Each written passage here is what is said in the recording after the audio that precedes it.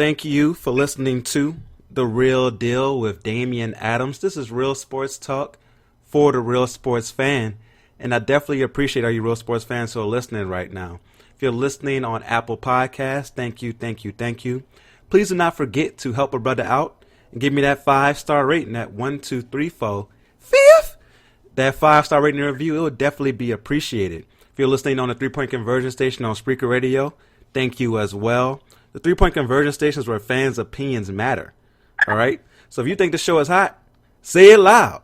I think the show is hot and I'm proud. All right? If you think the show can improve, don't say it as loudly, but please let me know, because I need both your praises and your criticisms to be great at my job. I'm very excited about today's show. It's been way too long since I've been behind the mic talking to you guys. I do apologize for that, but I promise to come back each and every week from now on. And because it's been so long, I want to bring a special guest on this episode. So we got a lot to cover when it comes to football, Kaepernick, and all this stuff going on there, basketball. But before I got into that, you guys know I love boxing. And if it's your first time listening, you will learn how much I love boxing. And I want to bring on somebody who has great boxing knowledge. Someone who is a great follower on Twitter because of her boxing knowledge. And she's definitely going to bring the heat today. How you doing today, Minnie?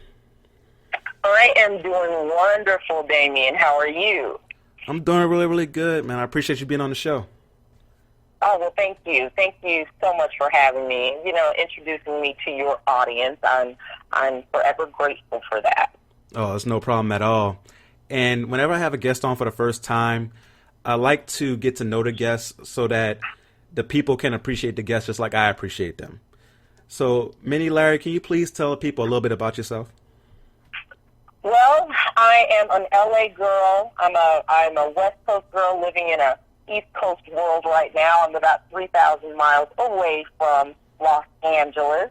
I am a Bruin, UCLA Bruin. I'm also a Gonzaga Bulldog. And you know what? I'm just a wife, a mother, a friend, a sister, a daughter, and a boxing fan. Yes, that's a wonderful introduction of yourself right there. And so let's start with you being an LA girl. Okay. So are you a Lakers fan or are you a LeBron fan? Okay. So I'm going to give it to you straight. My father, we grew up with the Lakers in our home, all right? Gold and purple was everything. I have been a long-time Laker. I think I cheated on them for a while because I started to follow LeBron wherever he went.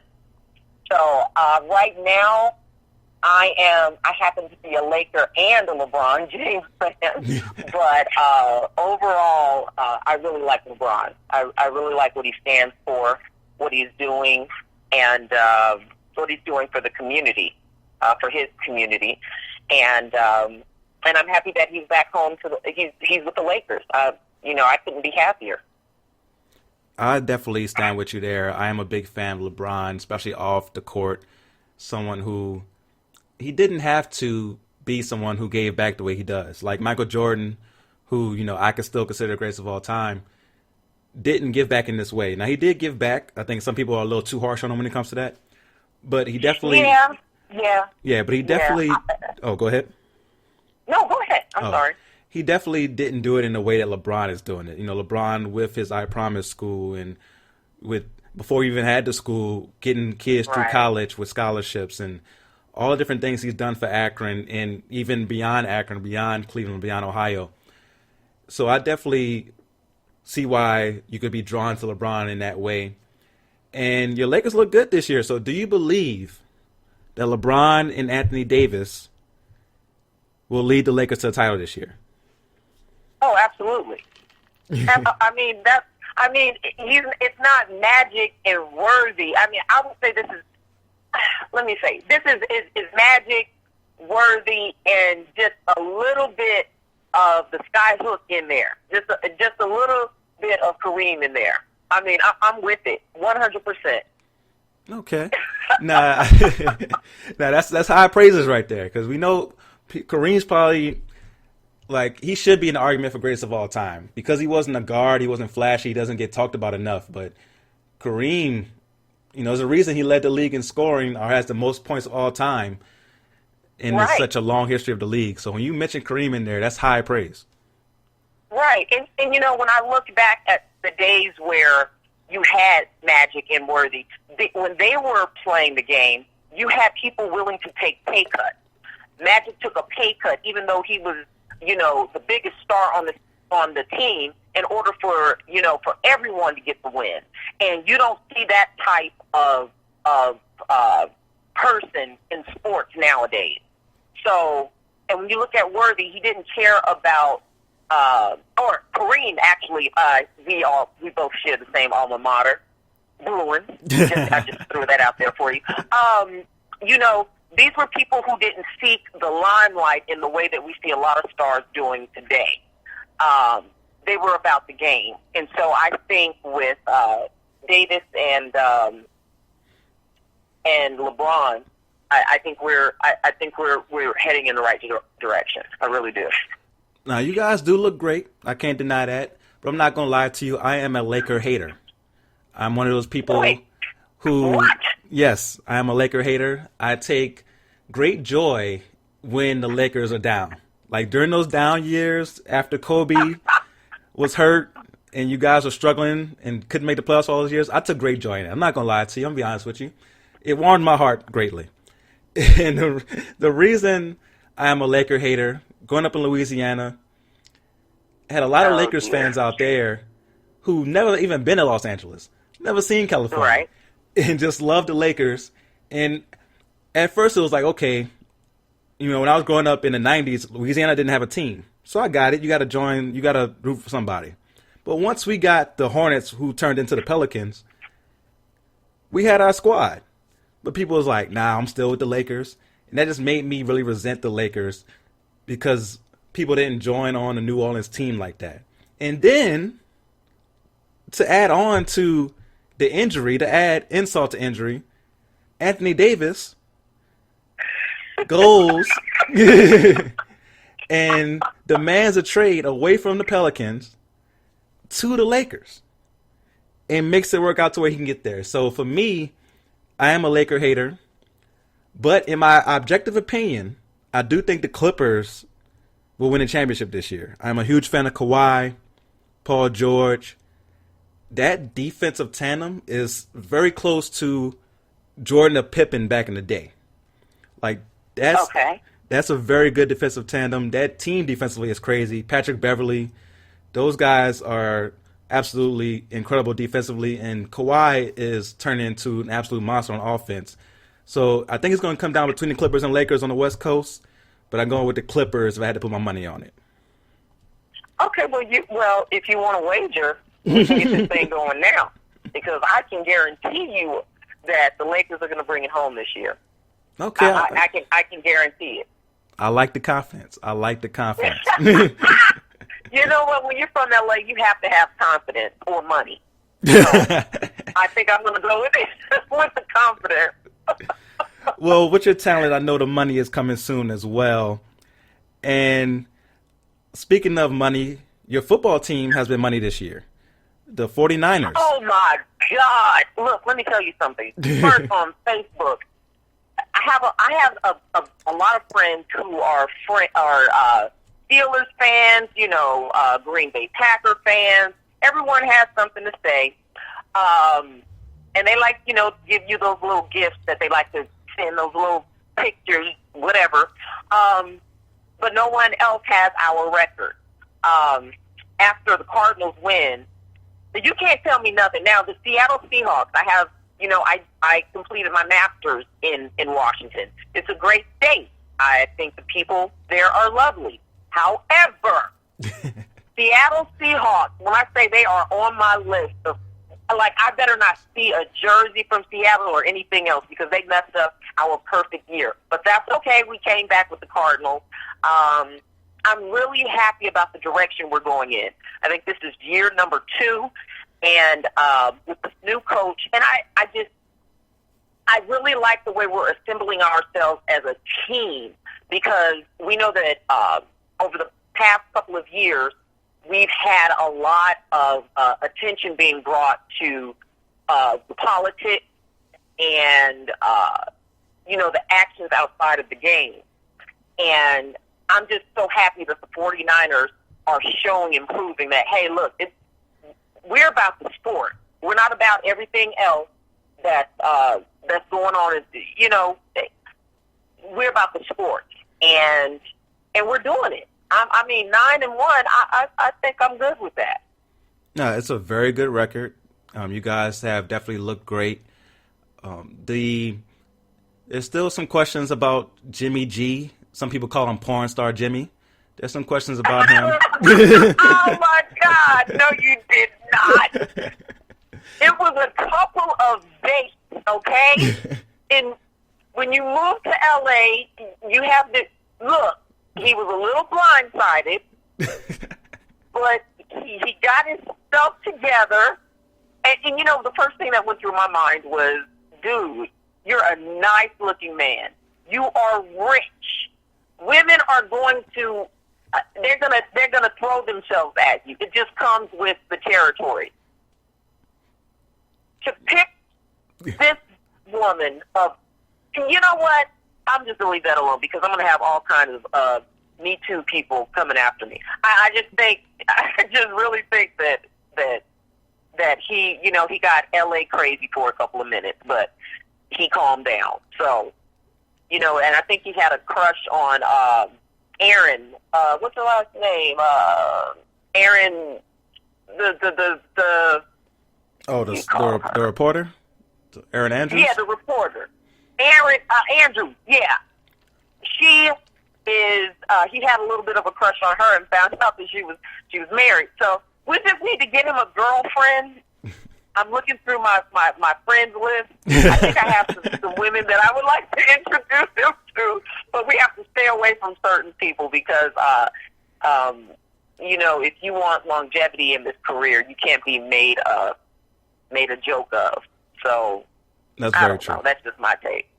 No, it's very true. And we joke about, him he's free to do that. He's free to date who he wants to date, I just thought for sure it would be like a Kardashian or a movie star. Oh, my goodness. I didn't think he would go, that route. But, like you said, he's a good-looking guy, got money, so he's going to have his picking of the choosing out there. So, but on the football field, there's still questions about him as far as, does he turn the ball over too much? Can he handle the pressure if his defense isn't the one, carrying the team? So, like, against Seattle, it came the opportunity for him to take over, and he did lead him down the field. The kicker did miss. That's not on him. But there's going to be questions about, can he do this against better teams than Arizona? Do you think you can trust Jimmy G in those clutch situations against the top other teams like the Packers and Saints and those guys? I think a lot of people forget that he was with the Patriots. And what I do think a lot of, especially 49er fans and people who want to kind of have something to say, have something to talk about on all of the sports channels, is that they forget that he's not Steve. You know what I mean? He's going to be fine. I think he's going to be fine. I think a lot of learning curves have to come, but he was already with the number one team. He already knows the ins and outs. I think right now his only problem is having that confidence that this is my team. I'm not working under the auspices of someone else coming in to take over. And, they're a young team, and, they just need to mature as a group. But I think overall he's going to do fine. Yeah, I have my concerns, but he definitely will have his chance to prove it as they have Green Bay coming up. They have the Saints in a few weeks. So he'll have his chance to prove himself against these upper echelon teams in NFC. So we'll definitely see going forward if the 49ers are, in fact, for real over there in San Francisco or Santa Clara, where they're at now. Well, I think they've already proven just how far they're going to go. I mean, what more do they have to do? 9-1. Who is your favorite team? What's your favorite team? Oh, I'm Who Dat Nation all day. I'm a Saints fan. Okay, yeah, we're doing much better than you all. So you really can't say much. I mean, come on now. Now we only one win behind y'all. We 8-2, so we only one win behind y'all. It's not we said we got one bad loss in our record, but we right there. Wait, isn't a loss a loss? It is. We 8, like I said, we 8-2, and we probably gonna be the ones to give the Niners their second loss in a few weeks. So we gonna see. Yeah, but the Saints stopped against the Rams. Hey, don't bring that up. Don't do that to me. Don't do that to me. Don't do that. That still hurts. It's still a sore spot for me, as it is for most Louisianians. It's a sore spot. It hurts. But we're gonna get our revenge this year, though. We're gonna get our revenge this year and get to the Super Bowl. All right. I understand. That what I can say about the Saints is when I was a news reporter in Mississippi, they pretty much adopted Mississippi as Who Dat Nation as well, because they're like the closest NFL team that, and they also do their practices out there in Mississippi, and I believe it's in Madison, Mississippi.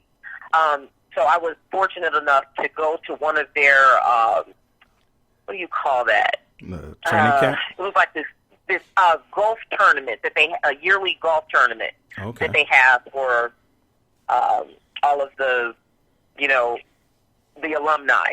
And, I was able to get I was actually able to get an interview with Will Smith when he was out there, when he was alive. Oh, okay, wow. So things like that, Ingram, I mean, I was able to have a lot of fun with those guys, and I will tell you, you could not find a nicer bunch of men ever. So I'm so eternally grateful to them for that, because I wasn't, I'm not Aaron Andrews. You wouldn't know me just by seeing me, like, oh my gosh. So for them to just, they were like, hey, you're with WLBT News, and like, yeah, and they really just, they were like, oh, come on, I'll get the interview, and it was great. They were just the nicest guys, really down to earth, everyone.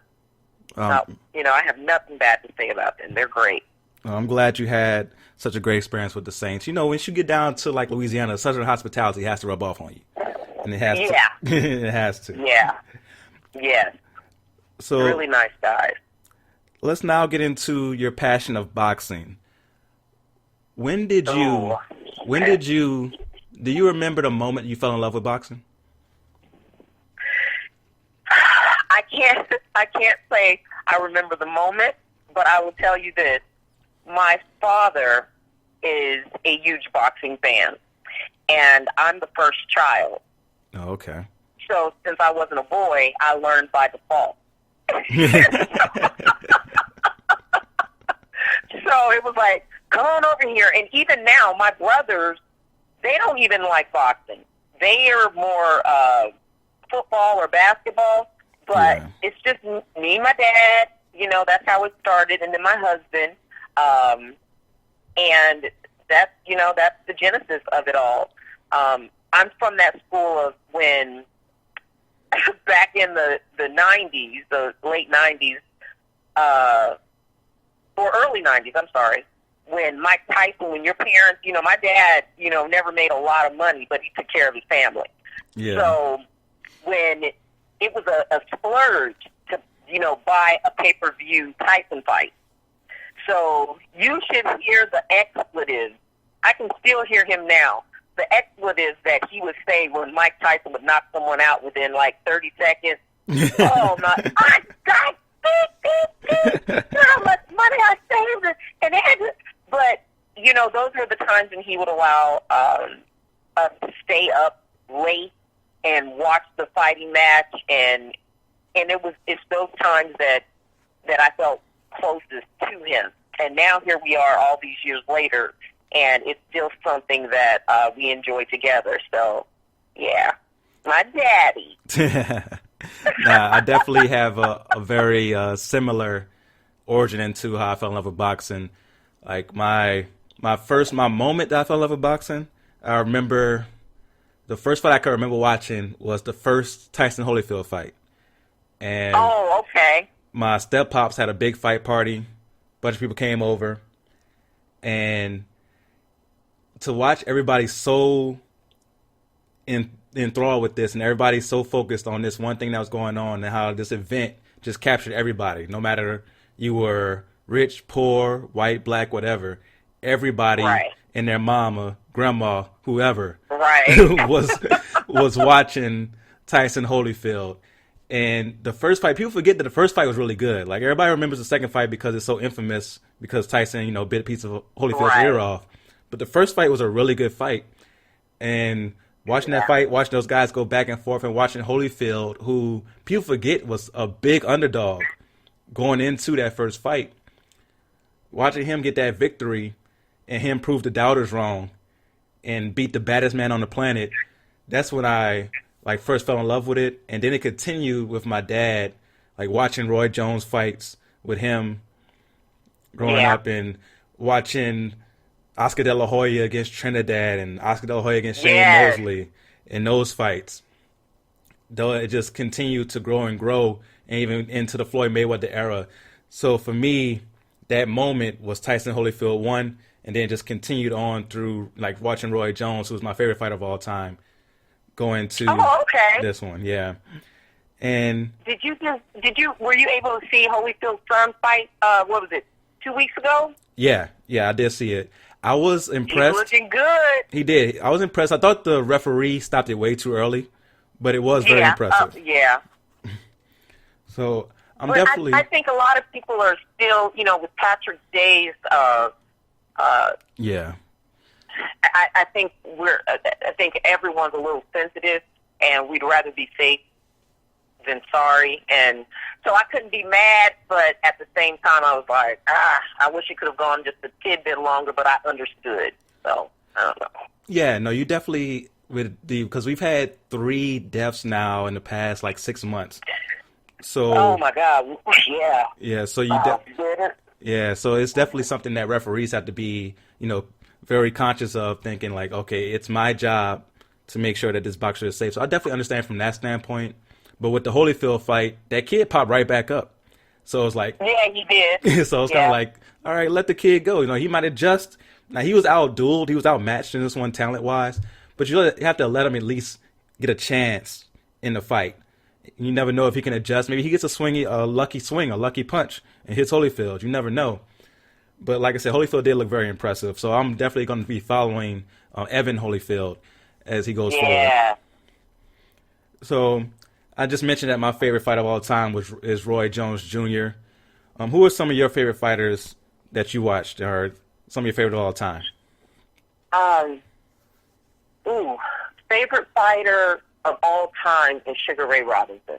Ooh. I mean, I can't, even in my office, there's pictures and posters and all kinds of things that of him up on my wall. And I don't think anyone will ever match his longevity in the game. He's one of those people that he's a contradiction. He was a living contradiction, because in the ring, I loved him. As a person, I have a different, he had a lot of issues with beating women, his wife, his temper. I think back then people didn't recognize boxing for the amount of turmoil and physical damage it could do to oneself. So, but when it comes down to it, I love that man. Floyd Mayweather is another one. And it's not just because I write for Jeff Mayweather. It's because Floyd, when it comes to defensive tactics and ring acumen, he is just one of those people. He didn't always have the most exciting fight, but his ring generalship was always on point. And I give it up to him for knowing when to quit. Like, you know what, I want to quit while I still have all of my faculties. And I can appreciate that. And then what he did for the game, and he's unapologetic about, like he would say he's unapologetic about his blackness. I definitely, I can understand that. And about all the people he's helped. But other than that, yeah. So I have Sugar Ray Robinson. I have Floyd Mayweather. Oscar De La Hoya. I'm from L.A., so, you know, I have to give it up for my for my people.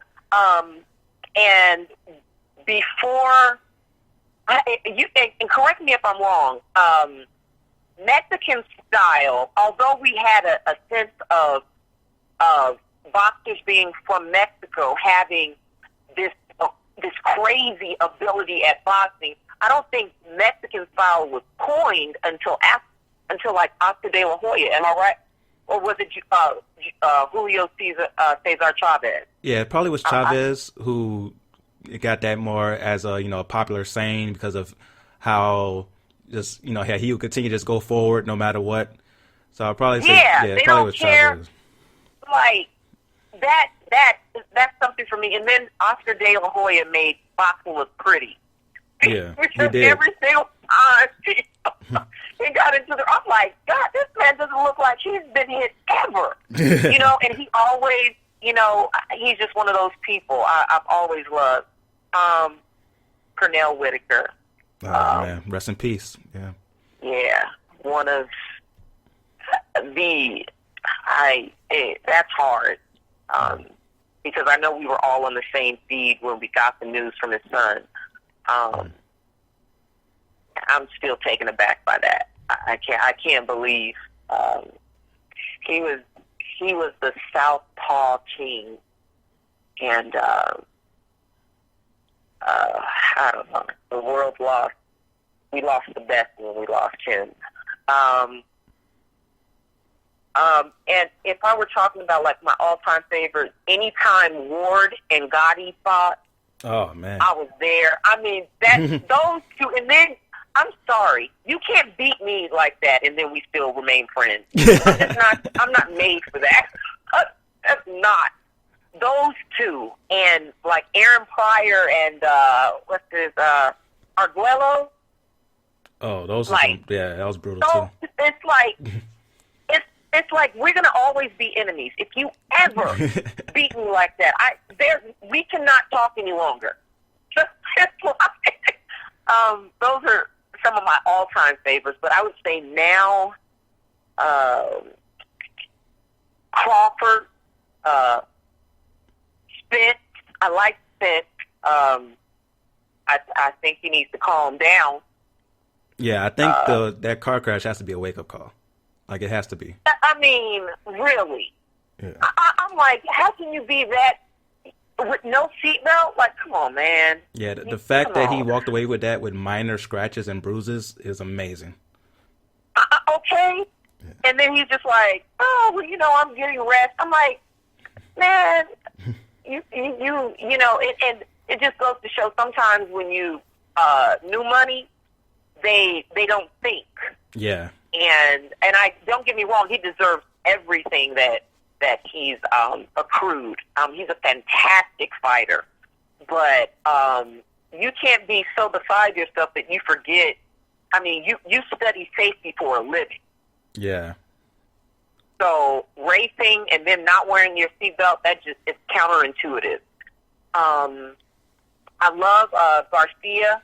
I love Mikey Garcia. I think, I know he hasn't really fought anyone yet. I think Spence was the only one that I could say he's, gave him the business. But I really like Mikey Garcia. I think there's something special about him. I'm wondering why is the long absence? Like, we've been waiting for you to respond ever since Errol Spence gave you that whooping. We need to see you come out there, Garcia.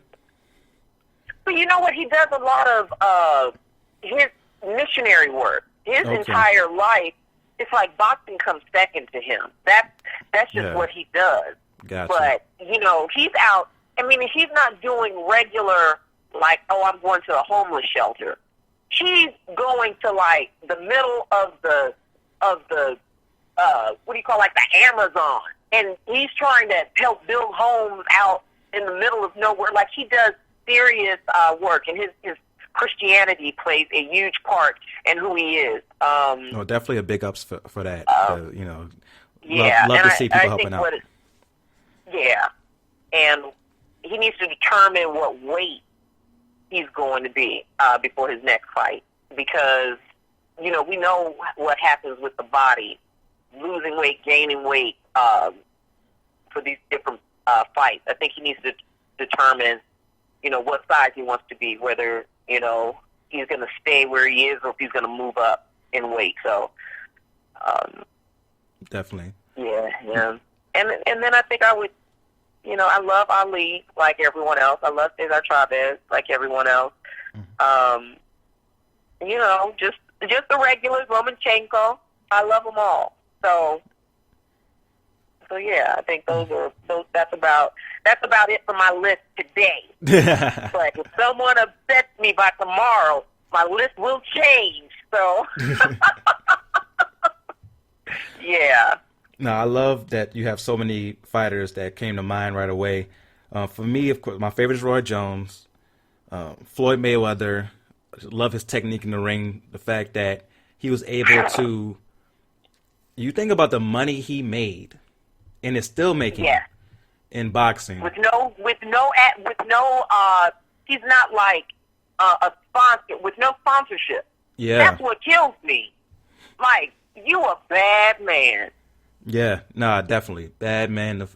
Like, his business acumen may only be second to his boxing acumen, and like, it's something that's amazing. The fact that he was able to do what he did, and you mentioned that his fights wasn't going to catch the imagination of the casual fan, right? He was not here knocking people out. He's not like a Deontay Wilder. Deontay Wilder with his highlight reel is going to catch the imagination of the casual fan.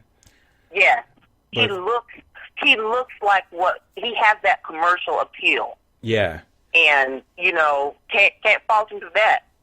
No, definitely not. And with Floyd, he was able to make this massive amount of money without knockout power, and without being a heavyweight, which is what most fans want to see. He was able to be a smaller guy and do what he did. It's amazing what he was able to do in boxing and still able to do as a promoter now. Hopefully he can get Gervonta Davis some better fights, but I'll digress on that one. But oh my God, yeah, I'm with you.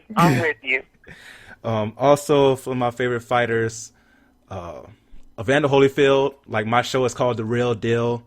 Evander Holyfield is one of the reasons because of that. I think he's the most underappreciated boxer of all time. Yeah, I can get with you on that. Because when you think about Evander Holyfield, so when he started in cruiserweight, dominating cruiserweight, right? But of course he's not getting any attention because at the same time he was dominating cruiserweight, that's when Mike Tyson was out here making your dad mad because he was knocking people out in 30 seconds on pay-per-view, right? Yeah. So Mike Tyson is the one getting all the attention. So he goes up to heavyweight and he's trying to get Mike Tyson. All Mike Tyson has to do is beat this bum named Buster Douglas, right? Oh. And Mike Tyson beats Buster Douglas. He fights Evander Holyfield next.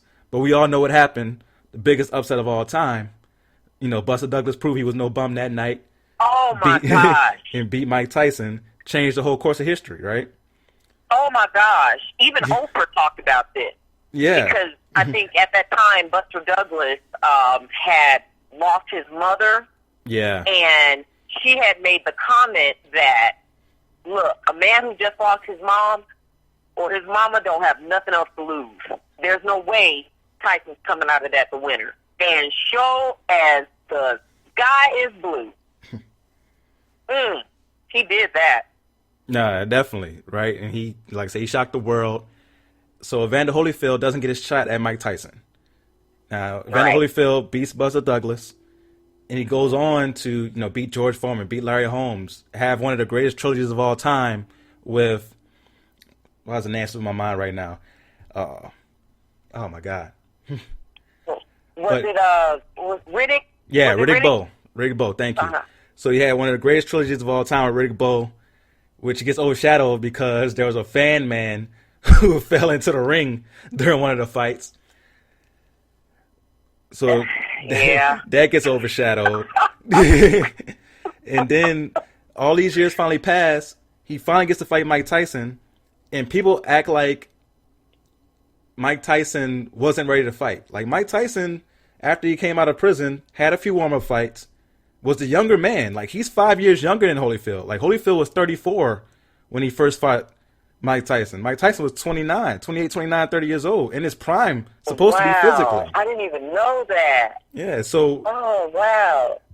when people say, oh, Evander Holyfield would have lost to Tyson if Tyson would never went to prison, I disagree. I think if Holyfield would have fought Tyson in 1990 or 91 when they were supposed to fight, Holyfield would have won. And maybe Holyfield's looked at completely differently if they fight 5 years earlier than fighting 5 years later. But none of that was Holyfield's fault. Holyfield didn't have anything to do with Tyson, self-destructing the way he did.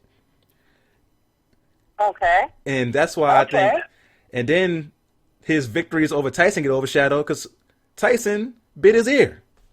So every time Holyfield did something great, it was overshadowed by Tyson being the bigger name, or a fan man and a parachute falling in the ring, Tyson biting his ear. So something always happened to overshadow the greatness of Holyfield. And then when you look at his record, it's not as great because he stayed around way too long. So people don't appreciate how great he was during his prime. But, I mean, come on. Tyson didn't have Rooney as a trainer. So, I mean, one of the best trainers of all time. So, you're still saying no, even without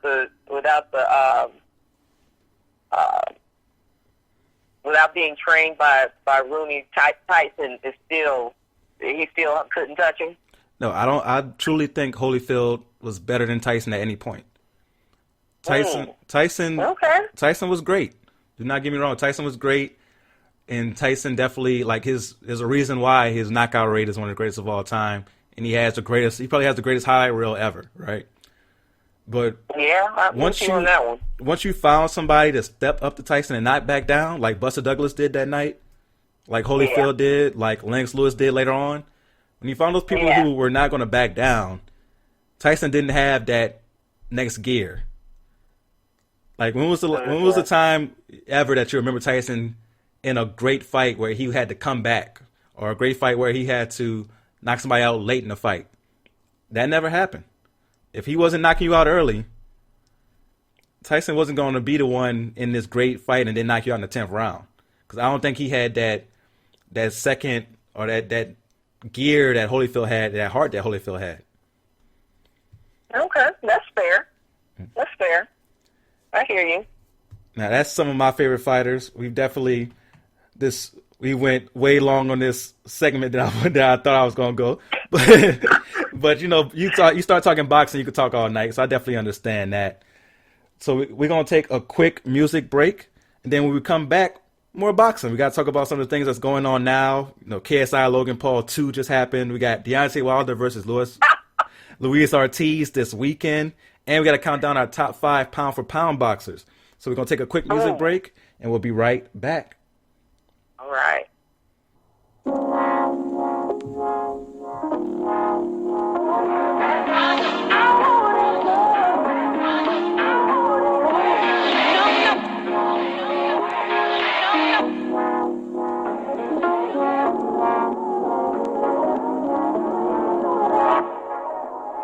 On my way to Bootsy Bello with hella the hoes. Try and think what I'ma tell them when they get alone. I'm a glutton for women I shouldn't yearn for. Shouldn't be tempted, but baby, I like to hurt. Or maybe cause I was searching, I found me the perfect person, but me and her didn't work out. She buried what you work for. And I carry the bitterness of a cola nut. Now, Jerry and shit, my parents never showed much. Womanizer probably could have been a feminist, cause I respect them, but Lord, I got polygamy problems. The hoodie come from Bonnie's, spending money is therapeutic. The way the shit, they don't think that you care to buy. So we buying Prada, Balenciaga like it is nada. And the Ferrari, my favorite's God and tax problems. Pierre Moss, I dropped 10 on my last visit. And half that up in Saks, I favor black businesses. Assuming I'm rooting for everybody that's black. Yeah. Yeah. Assuming I'm rooting for everybody that's black. Yo, look. Assuming I'm rooting for everybody that's black. Spent about 2 racks on handmade new rags. Assuming I'm rooting for everybody that's black. That's everybody from sports to college class to rap and back.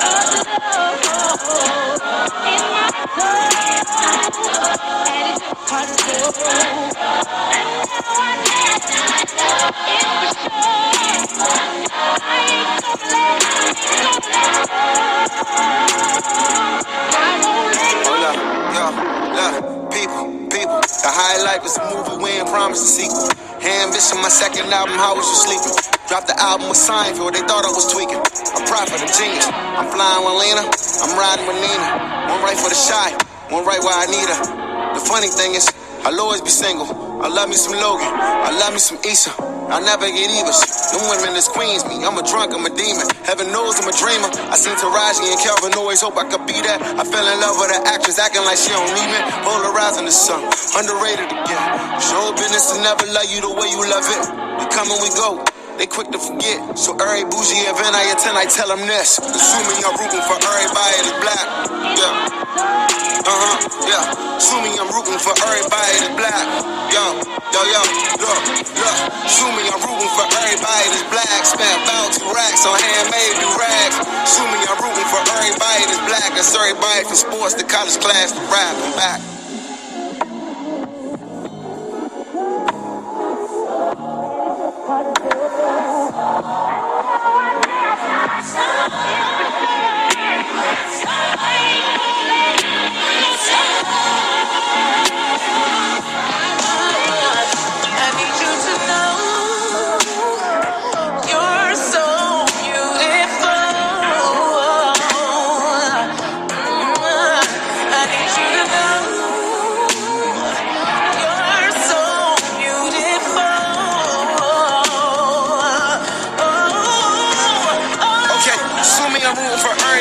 Black, everybody be asking my 6th album, my last. I'm super sick of this business. My daughter missing me, nigga. The whip is bullet repellent, but they gon' kill me with tax. Niggas really on clout, they ain't checking for stats. Who a decade or better, give niggas decade of rap. Respect is in order, hate me better, do it loud. Ooh, for everybody black. Haters say that's crazy, wow. It's crazy, wow.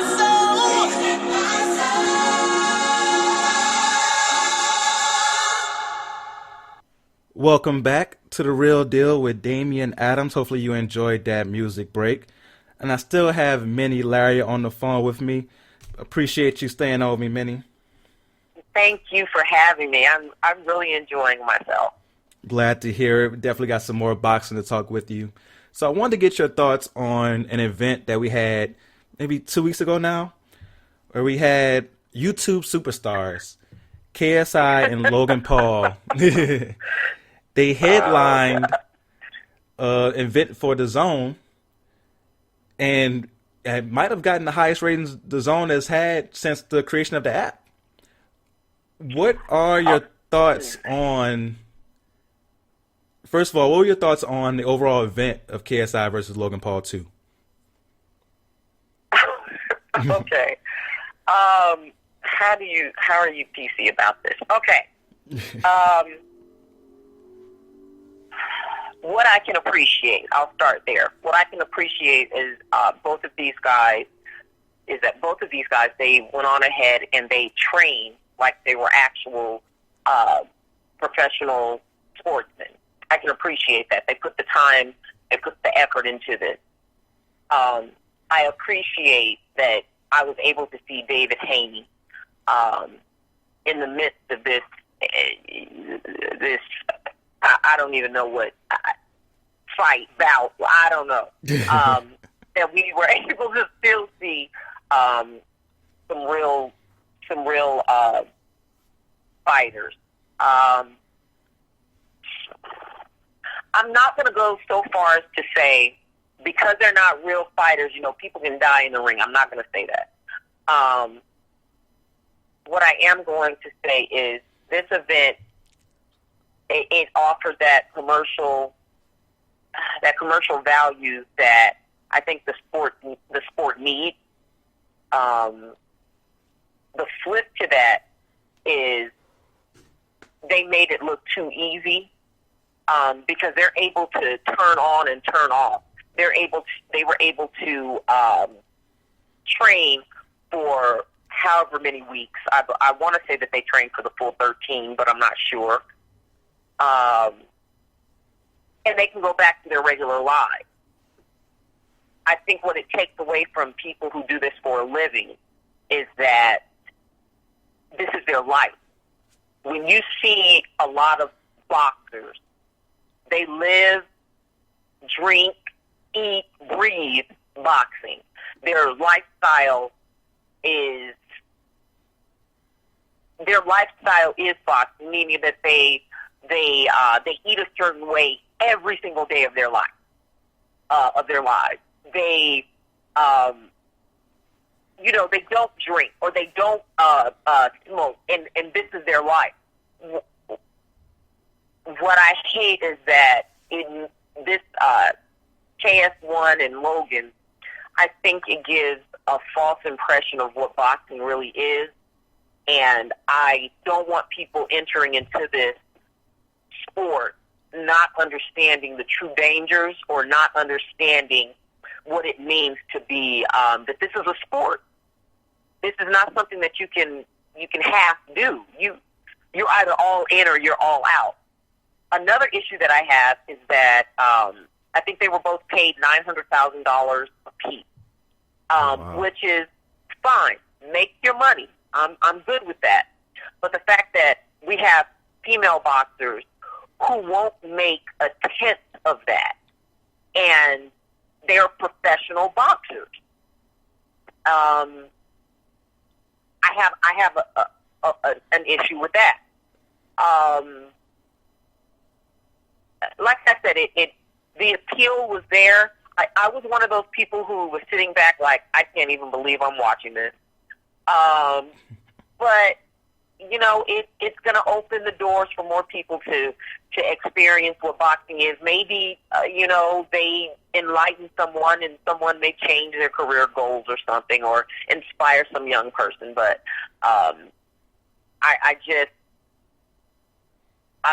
never going to be 100% for anyone or anything where you're doing half or a quarter of the work that someone who does.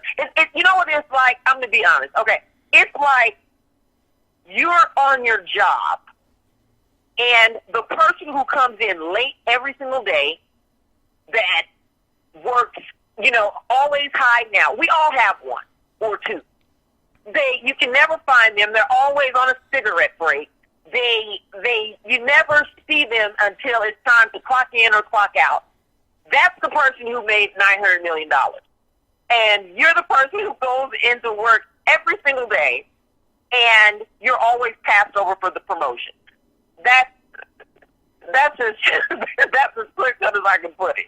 So I hope that made a little bit of sense, but I don't know. No, it made a lot of sense. I really like that analogy of the person who goes to work every day, puts in the work, and then here comes the boss's son who shows up late, who doesn't put in the work at all, and gets horrible evaluations, but they get the promotion because they got the connections. I definitely feel you on that, and anybody who's worked a 9 to 5, we've all seen it, been a part of it. We've all suffered in that some type of way, so we definitely can understand that analogy.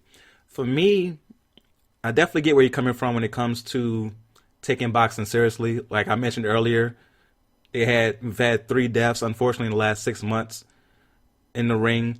So it's something that is life. It's literally life or death in that ring. Yeah. So when you think about the fact that these guys did this, part of me at first I was like, I can't believe that these guys are headlining an event. Then the other part of me was like, these guys know, because they fought before. They did like a little amateur thing before. I didn't watch it, but they fought before, and they went in there again. And this time they went out without the headgear, and they trained. And you could tell that they trained seriously for it. Now, I thought Logan Paul definitely looked like the better athlete. Like, you can tell he's somebody who probably played sports growing up. KSI, not so much. But they both took it very seriously. And if you're going to take it seriously, I don't have a problem with you doing it. Just don't make it a joke, right?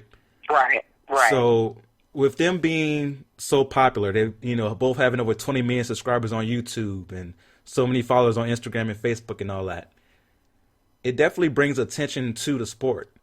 So if, say, if this was all, the whole card was YouTube guys, I wouldn't watch. Like, I would have no interest.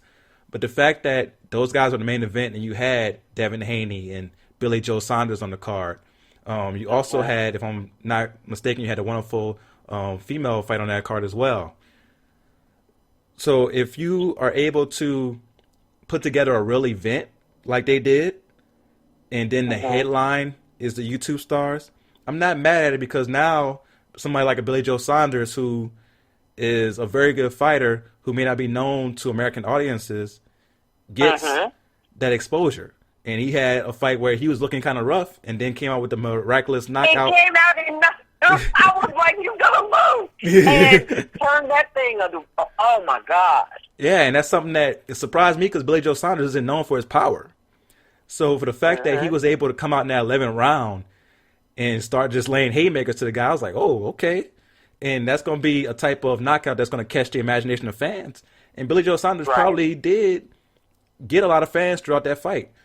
Devin Haney, his performance was impressive, but it was a little more not as smooth, because this guy held a lot, Santiago. Yeah.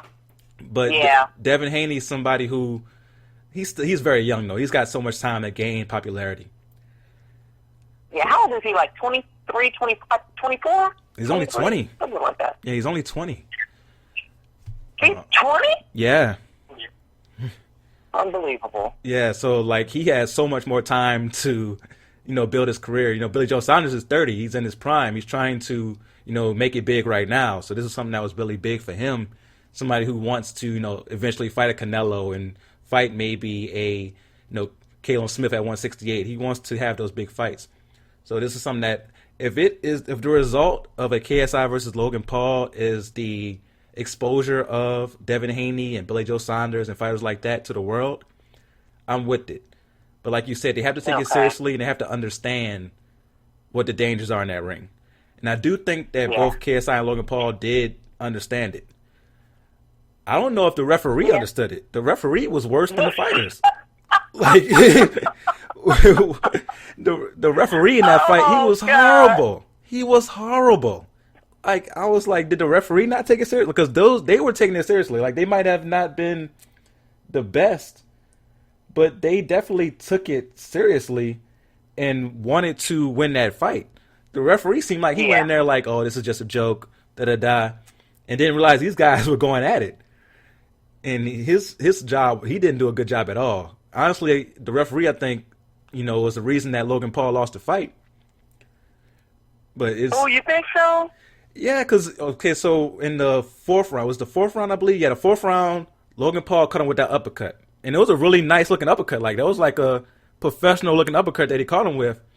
And he knocked KSI down. Now, he made the mistake of holding KSI's head afterwards and hitting him on the way down.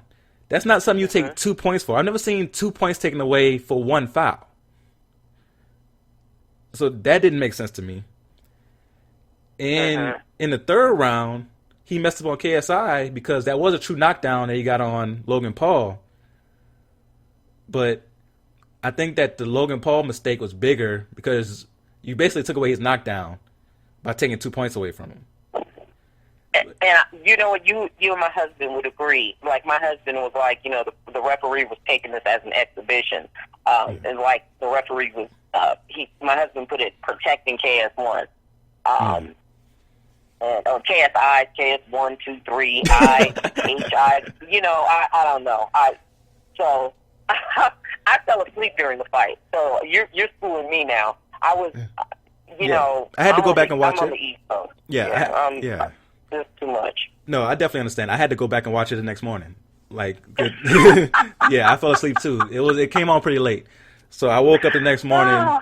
And good thing, the Zone, you just go back and watch it. So I just went back and watched it. But yeah, the referee did a horrible job in the fight. Like I said, I agree with your husband. I think he took it as an exhibition when those guys took it seriously. And you definitely can't have that either. You can't have the referee because he doesn't respect those guys because they're not true boxers. And he's like, all right, whatever. And you could tell he wasn't prepared for those guys to really go at it the way they did. Right. So that's another factor that comes into it. But do you think this will become a trend? Do you think we'll start seeing more of because we've had like celebrity boxing, we had celebrity boxing before. We've seen other fads, but they all kind of, fizzle out. Do you think because this one was so successful, we'll start to see more of this? Oh God, I'm going to get in trouble for this. What was it? Who was it? Bad Barbie and what was it? What was it? Bad. I forget their name. It'll come back to me. Watch when I least expect it. I think as long as Eddie Hearn is a part of boxing, we're going to see a lot more of this.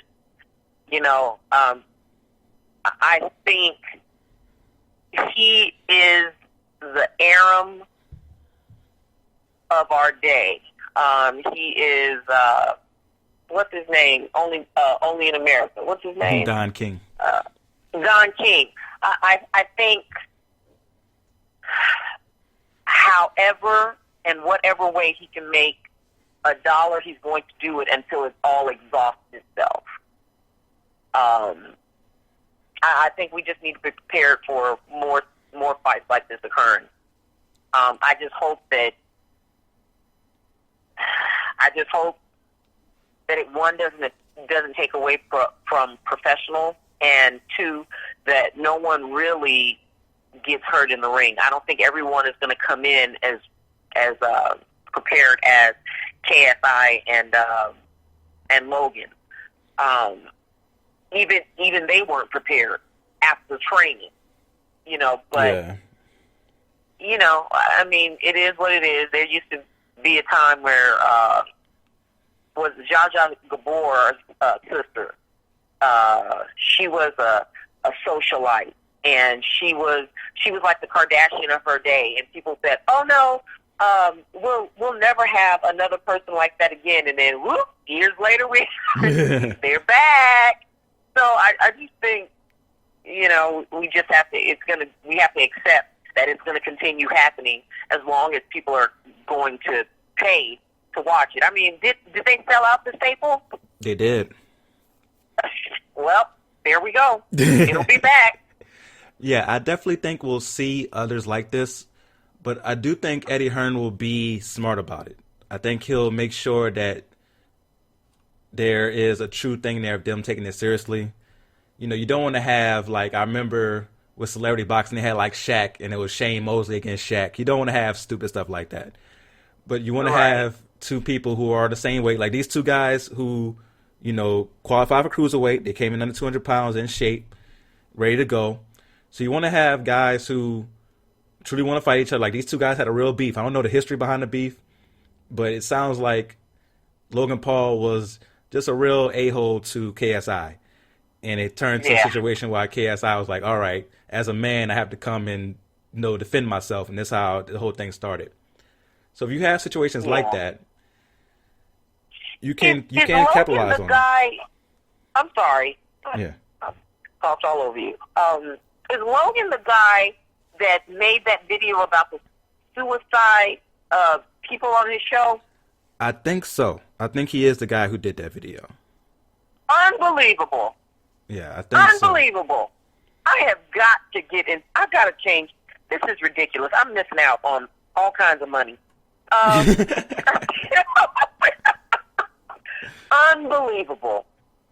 Yeah. Okay. Yeah, I think that's him. So yeah, it's like I said, I don't follow these guys. I didn't know anything about them going into the fight. I just was like, okay, I was really interested because I wanted to see the result and did it affect the undercard? And I think it did. I think it affected the undercard in a good way with those guys getting exposure. So it was something that I was interested in because of that. So if you do future ones, you have to make it a true event. You can't just have a bunch of celebrities fighting each other because someone like me isn't going to watch, right? Right. But right. If you make it a true event, I can get into it. But speaking of true events, all right, we have a pay-per-view this weekend between Deontay Wilder, Luis Ortiz. This is the rematch between these guys. Here we go. What are your thoughts going into this fight? Wilder's going to win. Wilder we already know Wilder's the brawler. Ortiz is the true boxer. So I think Wilder, I think he should have learned and grown up since that first fight. And hopefully it doesn't take long to get in. I don't even think you can get inside of Ortiz's head. I think he's just going to have to come in, knock him out, and get it over with. Because it's just like a boxer can lose or will lose due to their age. And they'll get tired. I don't know. And I don't know. Just, I like Ortiz. He's a great boxer. He's one of those people, when he's in the ring, nothing else matters. I just think Wilder's I'm hoping Wilder will knock him out sooner rather than later. Because going, as we saw the last time, prolonging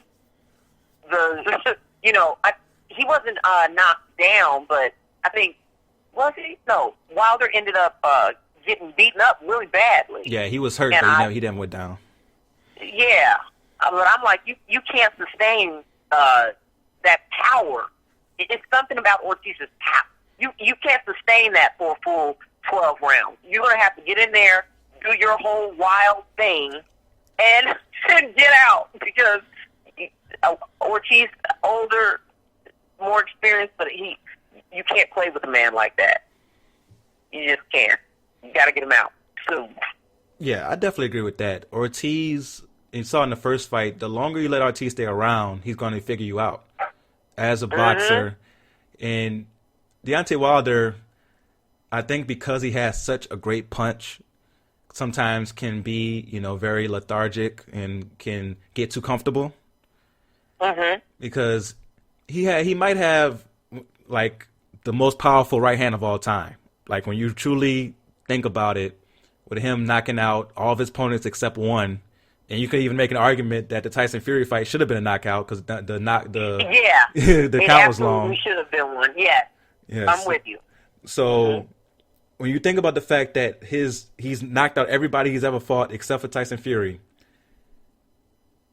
why wouldn't you have the confidence that he has in his right hand? At any time, he's like, if I land this punch, it's over.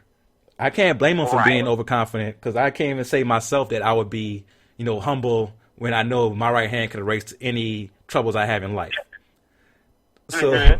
So with him, though, in this fight, Ortiz, being such a good boxer, being somebody who has such great timing, we saw in the first fight, was able to give Wilder trouble. Like you said, the Wilder should have learned from that. He also should have learned from the Fury fight of, at times, he has to set up things. And he can't just come straight with the right hand or do what, like, against Dominic Brazil, he did a great job of setting up that right hand. Oh, my God. Oh. I felt bad for Dominic when he hit that canvas. Oh, it was bad. I mean, it was like he knocked his soul. And like you see in the cartoons, like if you see him get knocked out and their soul literally leave their body. It was, I just, oh my God. And I love Dominic Brazil, but it's like Wilder had some pent up anger issues, and he just, yeah, that was one of the most powerful punches I've ever seen.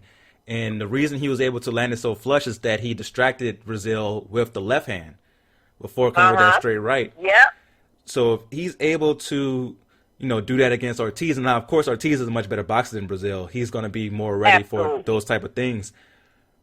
But for Ortiz, my thing is, this isn't really a rematch that people were asking for. Like, the first fight was good, and everybody was like, okay, that was a good fight. Really appreciated it.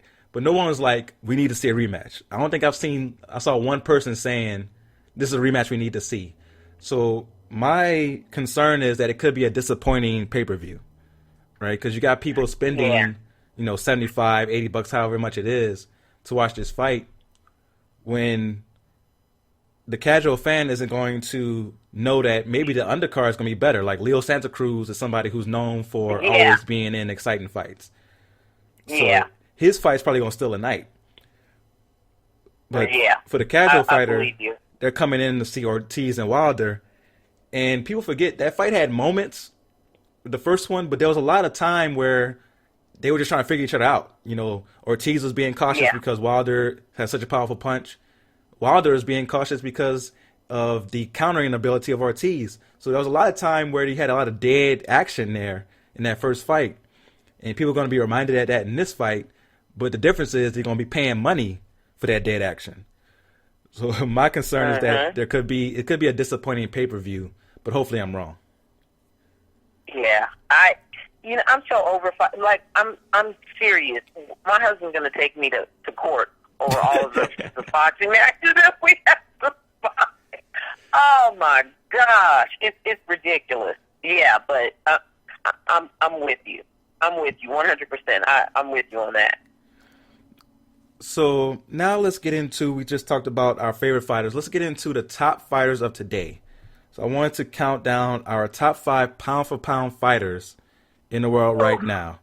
So what we do is we'll go back and forth. You do your number 5, I do my number 5. You do your number 4, I do my number 4, so on and so forth. Okay. So let's do you start, or I want you to start. Ladies first. Yeah. Now you're still chivalrous. Unbelievable. Unbelievable. Okay.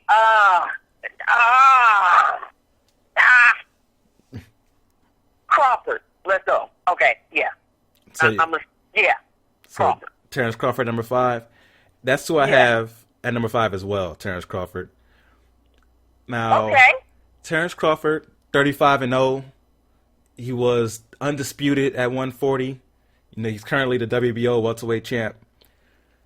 Now, hasn't really fought anyone yet, but that's still, I'm still waiting for him to take on the top opponent. But yeah, I'm with you. I was just getting there. So he's in danger of losing his top 5 pound-for-pound place because he decided to stay with Top Rank. Yeah. Knowing that he knew all the welterweights are at PBC. All of them. Yeah. Yep. And he decided to stay at Top Rank. He's fighting... Who is he fighting on December 14th? Green Machine? Who is that? We both... Oh, you're horrible. Oh, my God. So, we're both, say, huge boxing fans. We're way above the average boxing fan, right? So, when you pull up somebody and I'm like, I have to look them up to remind myself of them, I shouldn't have to. I shouldn't have to do that for a Terrence Crawford opponent. That shouldn't be something I should have to do. The fact that he fought Amir Khan on pay-per-view, come on. You're fighting Amir Khan. You're fighting Amir Khan on pay-per-view in 2019. Stop it. This is not Amir Khan. Right. At one point, Amir Khan was that guy that you would fight on pay-per-view that could bring in the audience. And like I said, Terrence Crawford, I have to hold him accountable somewhat because he had a chance to get out of that Top Rank contract. He had a chance to go somewhere else and decide to stay there. Comfortable. Yeah, very comfortable. I understand they may be treating him well. They may have done great things for him, and he might have gotten paid very well with them. Yeah. But if you really about legacy, you're really about being the greatest. Then welterweight, all the guys at PBC. All of them. Right. So Right. that's the reason he's number 5. Like, if he was fighting more people, he definitely could be way higher on the list with his skill set, the fact that he could fight both southpaw and orthodox, power in both hands, good defense. He has all the tools. All the tools. Yeah, he does. But like I said again, December he's fighting somebody who no one's excited to see him fight. And we just need more from his team. Somehow they need to get together with PBC and make these fights happen. Even if it's not Errol Spence right away. At least get Danny Garcia. At least get at least do that for us so we can have some type of, okay, that's a decent opponent for you. Do something. Sean Porter, get somebody. Right. All right, so that was my number. We agree on number 5 at Terrence Crawford. Who do you have at number 4? It hurts. See, no one has ever asked me my top 5, and you're making me uncomfortable. Okay. I personally, I do not like this guy.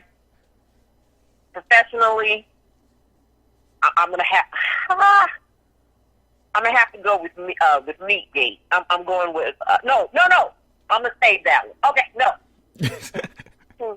I'm gonna save that one.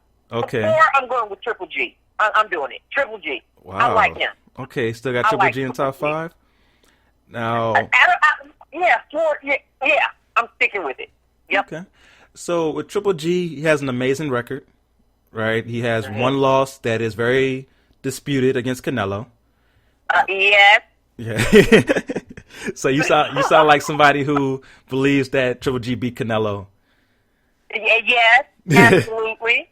No, I agree. I picked, when I scored it, the second fight I scored for Triple G 115-113.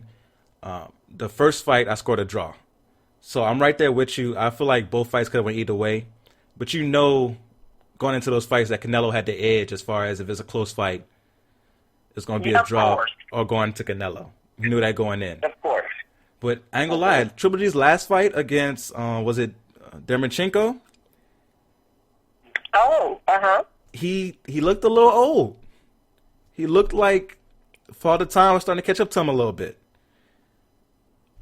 Okay. Going against a guy in Dermachenko who, lost to Daniel Jacobs, who was he's a tough guy. Definitely not like a bum in any way, but Triple G that's supposed to be somebody Triple G takes out easily. And that was a 12-round, just go at it all night type fight. Yeah, but there was a style change. You're not giving any headway to that, huh? Nah, because if you're Triple G, you're supposed to adjust to that. If you're doing, I understand you had a new trainer, which okay, I get it. But at the end of the day, you get in that ring, it's still you. Okay, yeah, I totally agree. Now, we might see next fight maybe, because sometimes with trainers, it takes a few fights to really get into the flow and get used to what you're doing.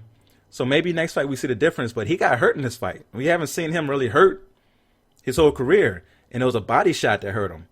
That has nothing to do with the trainer. That's all you. And if he would have fought the way he fought against Dermachenko against Canelo, I think it would have been a more decisive decision for Canelo. Yeah. Yeah, I'm with you. But I do have to respect Triple G, so I'm not going to be mad at you picking number 4. Okay. So for me... well, thank you. For me at number 4, this was tough. Because I mentioned earlier that this guy is someone who I believe did not get up before 10 against Deontay Wilder. Oh, okay. But, he got up before the referee's 10. So we have to give him respect for that. And I believe he won that fight. If you just, without thinking about that knockdown, think about the overall fight and round by round, I believe Tyson Fury should have got that decision. Fury is he's comic relief. But no, you know what? Go ahead. I respect your decision. Go ahead. But now I will say Tyson for a lot of his career, has not fought the best, especially since Wilder. Those two guys, He's again. awkward. Johnny's awkward. So I don't know why he's fighting those guys. But as far as his skill, like the fact that he's that big and can move that way and can box the way he can box at his size is crazy. What about Otto Wabin? Say it again. Otto Wabin. What do you think about that last fight? It was interesting to see him get cut like that.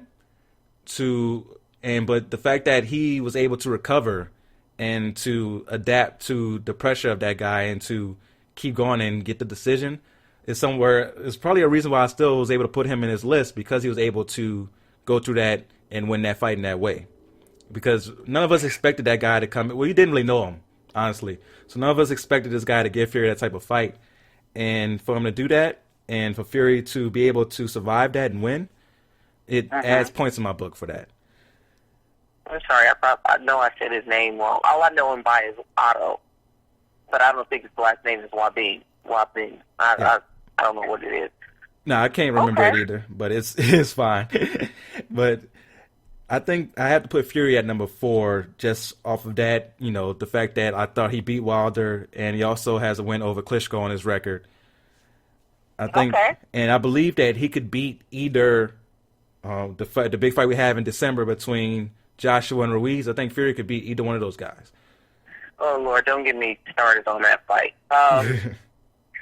Okay, I'm with you. Okay. I'm with you.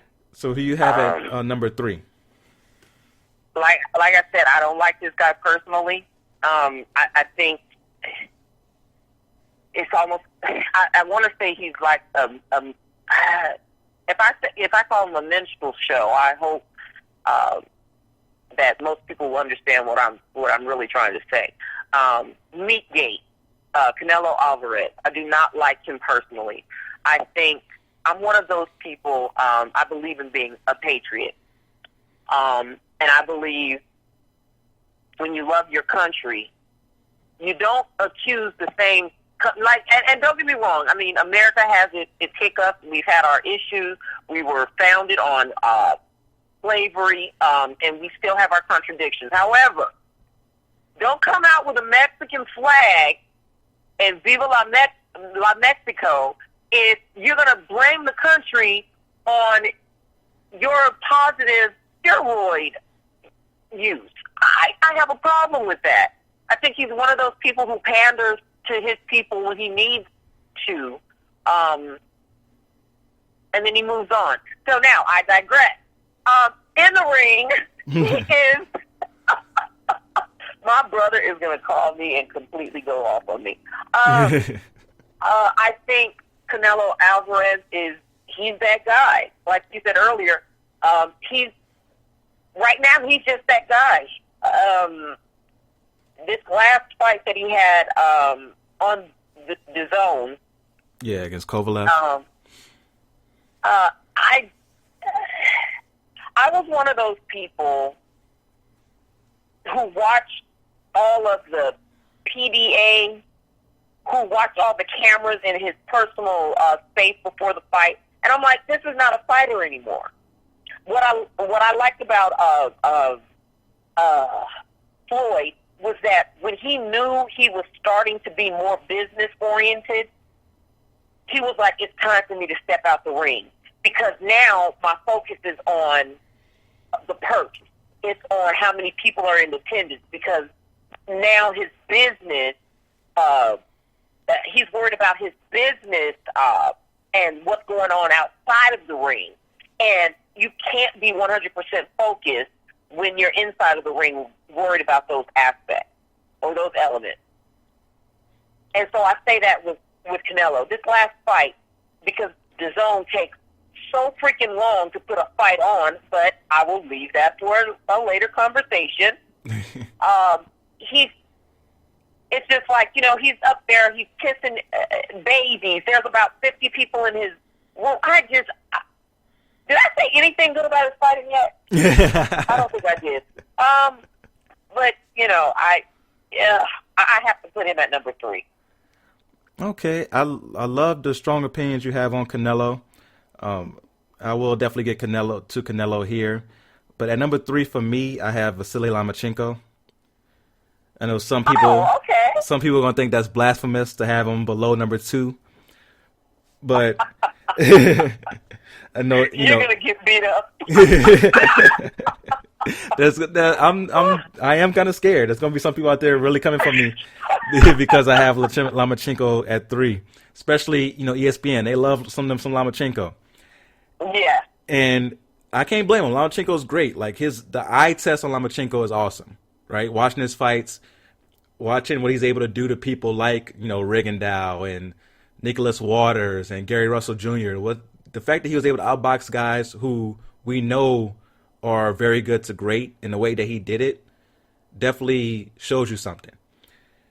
He also we don't know what his ceiling is, right? Because when he went against Linares, went a little higher up in weight, we saw a little weakness. We saw him get knocked down in that fight.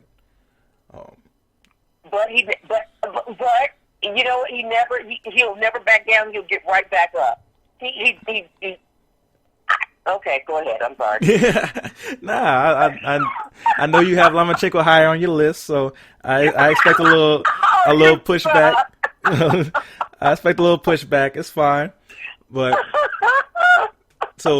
and with him, so he's also over there at Top Rank. He may start running out of opponents. Yeah. So yes, you're right. Are we gonna start getting like his last few fights has been like, okay, impressive, but who was that? So now we have to start getting better competition for him. Are we going to get him against Mikey Garcia? Are we going to get him against hopefully they get him against, Teofimo Lopez. That should be an easy one to make. Oh. So hopefully we get that. Yeah, I'm with you. So we need to get him against better opponents. Because like I said, earlier in his career, we got the great opponents that I named earlier. But now we're starting to get, some that we know he's going to beat as soon as we walk in there. We need to get those better opponents to get him back up this list. For me personally, don't beat me up too bad, people. I think they'll let you go just a little bit, maybe just a punch. So who do you have at number 2? Oh, Errol, all the way. Errol Spence. I mean. There's something special about him, and he hasn't even reached his peak. Like, he's still learning and growing. He's a monster in that ring. I'm a big fan of Lamont Peterson, and that was such a difficult fight to watch. I love headbangers. Barry Hunter is awesome. He has allowed me, like, the golden ticket. I can go and come into headbangers as much as I like. I just, what I saw him do, it was like every fight with him was easy work. I think there's maybe one fight with Porter. I think that's the only one that gave him some pause. But I think he's one of those people. He's gonna watch that until the tape runs dry, because he knows where he messed up. I think we will never see him like that again. He's a monster. I love him. I love him. Yeah, I'm right there with you. I got Errol Spence Jr. at number 2 as well. And you think about the fact that he's 26-0, and when he fought Mikey Garcia, he was the favorite. Like, people thought he would win, but no one thought he would dominate the way he did. Right. And the fact that he I thought, I thought Mikey was going to be that one out of a billion that was going to stand toe to toe. But what he did to Mikey, it just made us see that this is not ordinary. People like him don't. That's the thing about boxing. You get that bright star every once in a while. We have good people. We have great people. But to reach that status where he is, we only see that once in every blue moon. He's special. And he has to love himself enough to know that he's special and to, protect his temple and be more cognizant of his safety. Like I said before, I can't see how you can spend this much, all of your energy on being this health-conscious person, this complete boxer, and then do something as foolish as go over the speed limit by double digits and then not wear your seatbelt. So I'm like, he has it. We only hear about him when there's a fight. We don't, you know what I'm saying? His name doesn't come up every other week in our feed. He's done something crazy, or he said something stupid, or he's that's just not that guy. So I really hope he understands how special he is, and we can see a lot more of him. Yeah, no, we don't hear about him every week. Shout out to Javante Davis and Adrian Broner. We don't hear about, we definitely don't hear about Errol Spence like we hear about those guys each and every week doing something crazy. Like you mentioned, Errol Spence is special. When the fact that he was able to outbox Mike Garcia the way he did and beat him literally 12 rounds to 0. Someone else who Mike Garcia can arguably be in this list. He very well could be in the top 5 if you want to put him there. And the fact that Errol Spence was able to dominate him that way was amazing. And then to turn around and go square up with Sean Porter and beat Sean Porter at Sean Porter's fight. Oh my gosh! It just shows you. It just shows you how special this guy is. Like you said, hopefully that car accident was a wake up call, and he at his age, like we're the same age, and he's somebody who's a champion of the world. I can imagine he probably has had an invincibility type feeling, and hopefully that accident took away that invincibility feeling. Right. Now, I'm with that. Mm-hmm. And so hopefully that was a wake up call for that, and he's smarter going on. I don't know if he's still going to be fighting in January. I know that was the original thought for him to fight in January against Danny Garcia. Don't get me started on how mad I was when Danny Garcia was the one to walk into the ring to challenge Errol Spence after he beat Sean Porter. Yeah, I think it's been rescheduled for March. Okay, that makes sense. So for March, him and Danny Garcia. Danny Garcia is a good fighter. Don't get me wrong; he's a good fighter. Yeah. But what has he done to deserve this shot? Like, oh my God. I'm in the school of. I know I'm going to get some backlash over this one. I think Garcia should fight Pacquiao. Oh. I don't think he's ready. I just don't think he's ready for Spence. I don't. Not saying that Pacquiao is out of. I just think that would be a better match fight. No, but who am I? Now, you're somebody who knows this stuff, man, so people should definitely listen. And with, like I said, I'm right there with you. I wanted to smack my TV screen when I saw Danny Garcia walk into the ring. Because it looks so, it's almost like watching Porter, and I don't, remember the days when, like, Floyd would rip people apart during the first, like that month leading up to the fight? Yeah. And you had so much fun watching those events. Like, I love watching Wilder. When you see Porter and Spence going at it, I was like, this is the dullest back and forth. Like, instead of KSI and Logan, I would have preferred Riley and Shannon Briggs going at it. I mean, during the press conference, all I could do was laugh and cry because I'm like, Shannon Briggs, we should be making money off of this man. He is hilarious. Yes. And I think Riley had said something to the fact that How did it start? Oh God, Briggs had said, this is America. We're gonna do something to England or something like that. And so Riley responds with, "You didn't do that to Lennox Lewis." I mean, I almost just died. I was like, "Oh my God, what is going on?" And then Briggs is trying to. It's just like I would pay to see that. But when you see people acting unlike their true selves, I think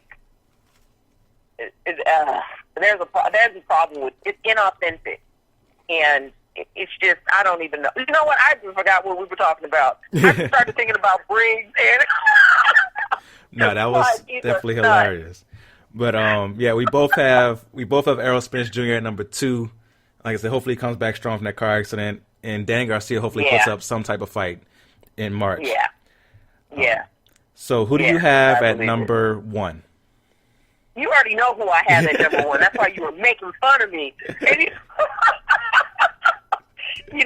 like I said, I think Lomachenko is just one of those people who the energy that he brings into the ring. The excitement. Like I'm not a fighter, those who can't fight right. So, I just, he makes me feel like I can get into the ring and, do a little something. But his excitement and the fact that he's never willing to back down.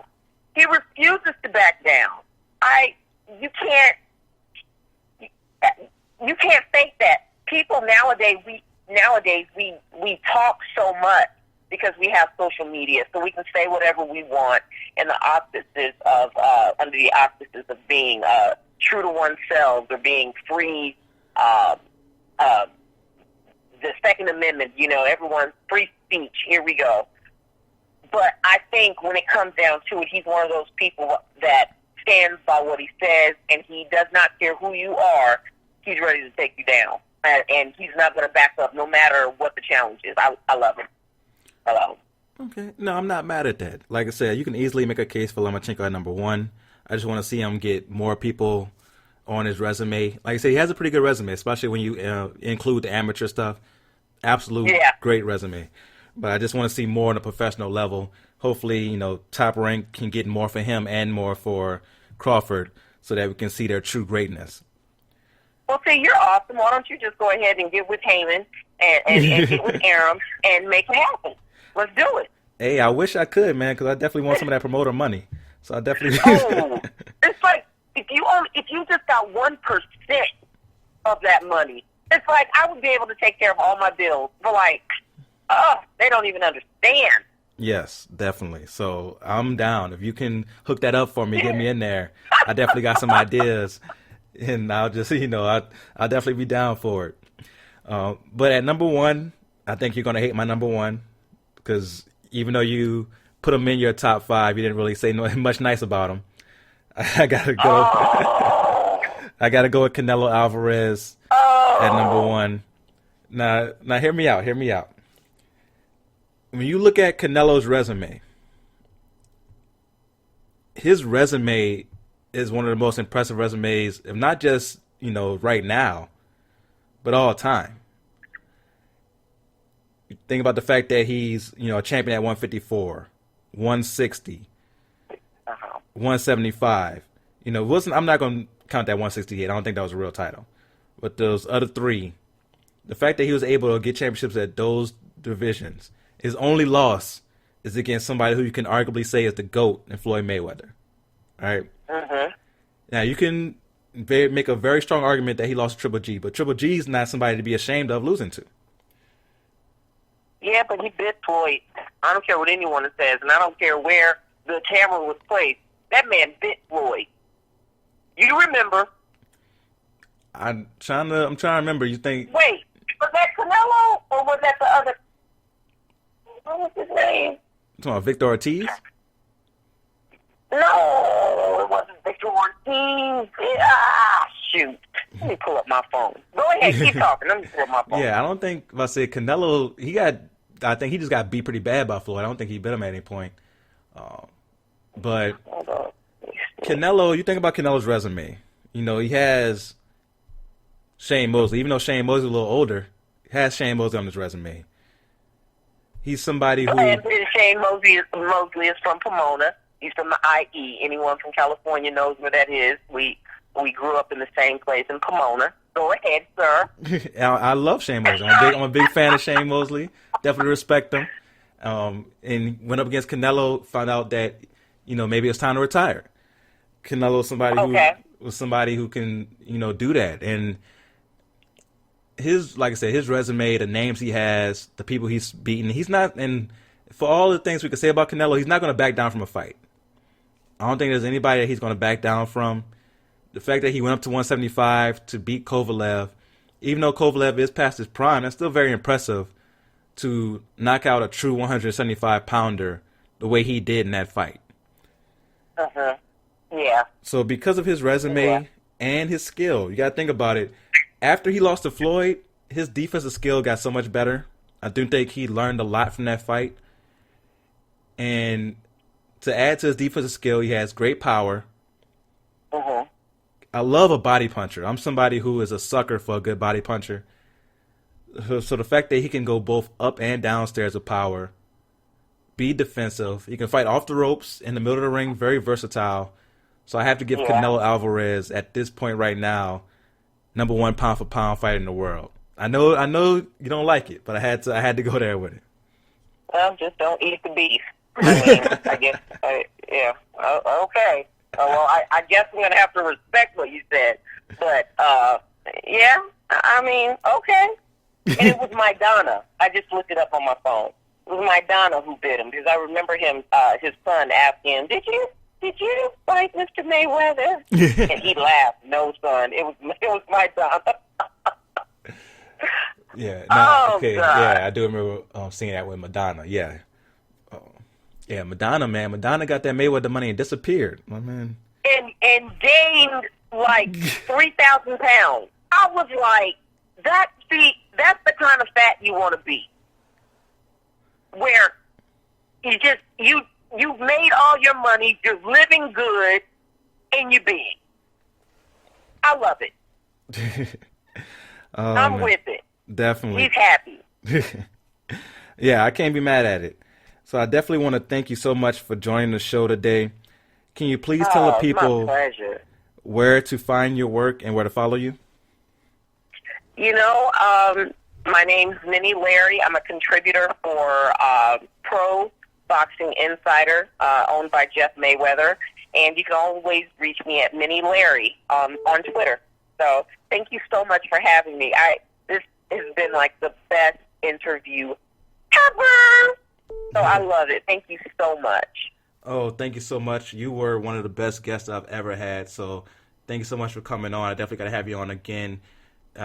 People are going to love your energy, your knowledge. Definitely appreciate you coming on. Thank you so much again.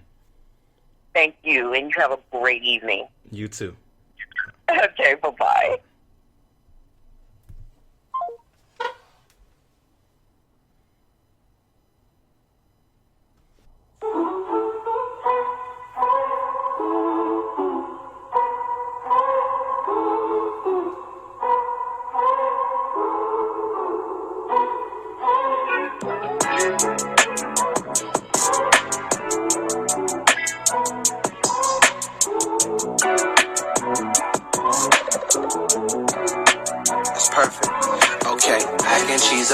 Oven, grandma finished cooking. Thanksgiving round the corner, need banana pudding. Brought you home to mama, even though you said I shouldn't. Might not make the Christmas, but I'm hoping and I'm pushing for a better day. A good day in the making, but you never say. I could say that you're faking on the real, huh? Why you faking on the real? Yeah. Yeah, you see, I brought you home to mama, introduced you to my cousins, met my aunties and my uncles. Know they crazy, they be bugging, but promise that I got you, didn't bring you here for nothing. No, we fighting, plus the arguments just lead into the fucking dough. Some things never rearrange. I know we needin' change, all together through a deeper lane. Come through, release the pain. I can be your ibuprofen, keep it real where I be hoping. No, you see, all love is destined. Yeah, our shit was highly chosen by the universe, the stars align. Your love is far divine. Plus, I'm really glad you keep it G. That shit is hard to find. Not to mention my intentions was always evolving time. Girl, I hope I'm in your future, cause I know you fall in mine. Mac and cheese up in the oven, grandma finished cooking. Thanksgiving round the corner, need banana pudding. Brought you home to mama, even though you said I shouldn't. Might not make the Christmas, but I'm hoping and I'm pushing for a better day. A good day in the making, but you never say. I could say that you're faking on the real. Why you faking on the real? Yeah, you see, I've always been an overthinker. I've always been the type to analyze, to no surprise that you hold the team up. The way the ship was built, there's no way that the lows could sink us. A humble shawty, model type, walking Vogue demeanor.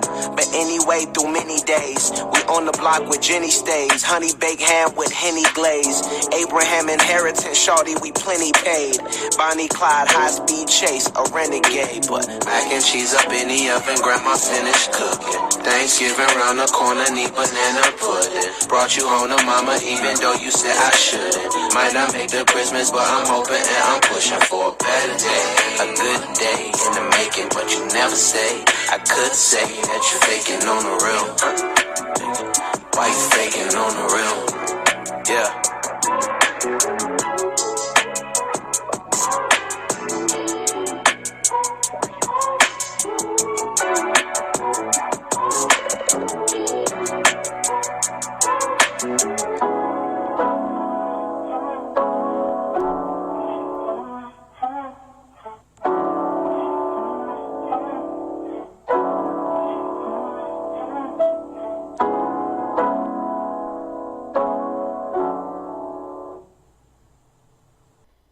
Hopefully you enjoyed that music break. I want to give a big thank you to Minnie Larry. Make sure you follow her work on ProBoxingInsider.com. Great guest, man. Her knowledge is crazy. Love her energy. And now it's time to get into a little football. I just want to do my 5 big takeaways from Week 11. So first, I had to start with Colin Kaepernick. None of us were talking about Colin Kaepernick. Like, he wasn't on America's radar at all, right? He was somebody who we were not thinking about. You might hear a comment here, a comment there, but he was no longer a story. He was no longer the topic that you can launch a whole radio or podcast segment on. And then out of nowhere, the NFL was like, we're going to give Colin Kaepernick a workout. So first thing was that came to mind for me, why Week 11? Why now? Why not give him a workout in the off season before training camp and give him a true chance to compete for a job? So you wait until the season is damn near over, and you say, we're going to give you a chance now to prove yourself. That's the first thing I thought. That's timing's weird. You could have gave this man not just, this offseason, but last offseason, the offseason before that. There's been so much time that you could have given Colin Kaepernick a chance. Now, maybe Jay-Z being involved with the NFL is what changed this. A lot of people believe that Jay-Z was behind them giving him this workout. Maybe. Maybe it took Jay-Z being there to give Colin Kaepernick this chance. But not only is it Week 11 that you want to do the workout, you want to do the workout on Saturday before the games on Sunday. And the report is when Kaepernick's people asked for the workout to be moved to a Tuesday, you said it couldn't be done. Why? Why a Saturday? Knowing that teams are getting ready for games on Sunday. Knowing that a lot of the head scouts, main scouts, would be out at college football games scouting college players. So those are two red flags for me going into it. But I was like, okay, Kaepernick's getting a shot though. So hopefully he can make it work. Now let's get to Kaepernick's side, because I don't think that he is blameless in this at all. He wanted the workout to be public, but decided to change at the last minute. And the 3-point conversion was there. So we have some audio listening or hearing Kaepernick talk about his workout and talk about what he believes needs to happen. Let's play that real quick. I appreciate y'all coming out. That means a lot to me. Our biggest thing with everything today was making sure we had transparency in what went on. We weren't getting that elsewhere, so we came out here. It's important that y'all are here. Y'all been attacked for the last 3 years. Y'all continue to be attacked. We appreciate what y'all do. We appreciate you being here today. We appreciate the work you do for the people and telling the truth. That's what we want in everything. I've been ready for 3 years. I've been denied for 3 years. We all know why I came out here, showed it today in front of everybody. We have nothing to hide. So we're waiting for the 32 owners, the 32 teams, Roger Goodell, all of them to stop running. Stop running from the truth. Stop running from the people. We're out here. We're ready to play. We're ready to go anywhere. My agent, Jeff Nally, is ready to talk to any team. I'll interview with any team at any time. I've been ready. I'm staying ready. And I'll continue to be ready. And to all the people that came out here today to support, I appreciate y'all. I love y'all. To the people that aren't here, I'm thinking of you. I appreciate you supporting from where you are. We'll continue to give you updates as we hear. We'll be waiting to hear from Roger Goodell, the NFL, the 32 teams. We'll let you know if we hear from them. Ball's in their court. We're ready to go. I appreciate you. So we heard what Colin Kaepernick had to say. What do you get from continuing to antagonize the NFL?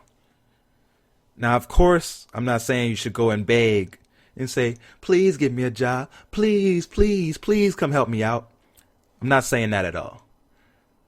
But going at them and saying we need you to stop running isn't going to help the situation. Now, if you believe that their workout was a setup for you to fail, cool. I'm not one to disagree with you. I pointed out those cases for that a little earlier. But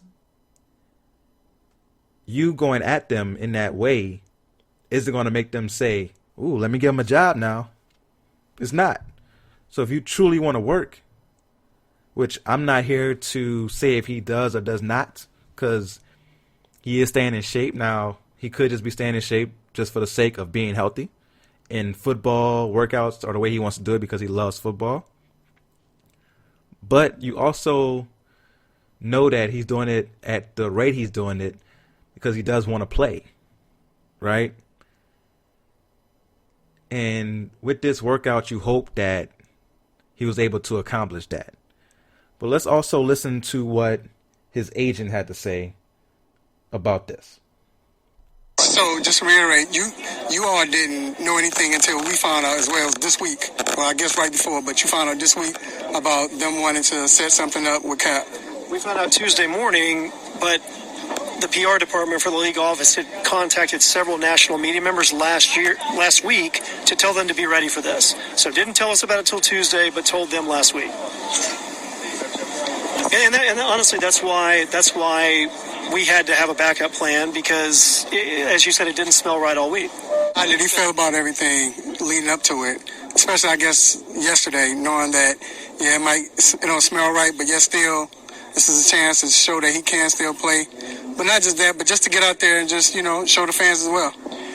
I mean, I think he had questions like all of us do, but at the end of the day, he's a competitor, and he's been telling everyone that he's been in shape for 3 years, and y'all saw it today. And honestly, that's why he wanted to do it in front of the media, so everyone could see. I mean, again, the process, I mean, look, they were going to send the film to the 32 teams. That's not, he wants everybody to see. He's been telling everyone he's in shape. Now everyone gets to see it. Matter of fact, a national reporter just texted me that he was watching it live stream in his apartment in New York and got to see it, and it looked incredible. So that was the purpose for this. And that's what we wanted to do at the Falcons facility, and they said no. A 2-point game. So you heard what Kaepernick's agent had to say.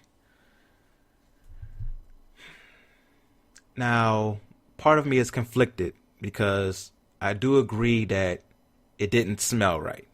I mentioned that wait until week 11, making them do it on a Saturday, all felt like, okay, we have to do it, but we're going to make it as hard as possible for him to get signed.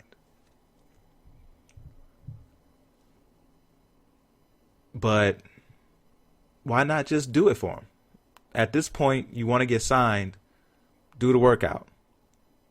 You can do another workout if, you think that they're going to lie about your ability. You can do a workout before then to show your ability, either before or after your private workout with NFL teams. But also want to talk about the NFL teams that were, I guess, being protected in the situation. When you think about the fact that some people were saying the reason the NFL was holding the workout was to protect teams who wanted to bring him in for a workout.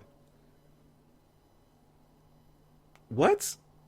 These are all grown men and women making these decisions.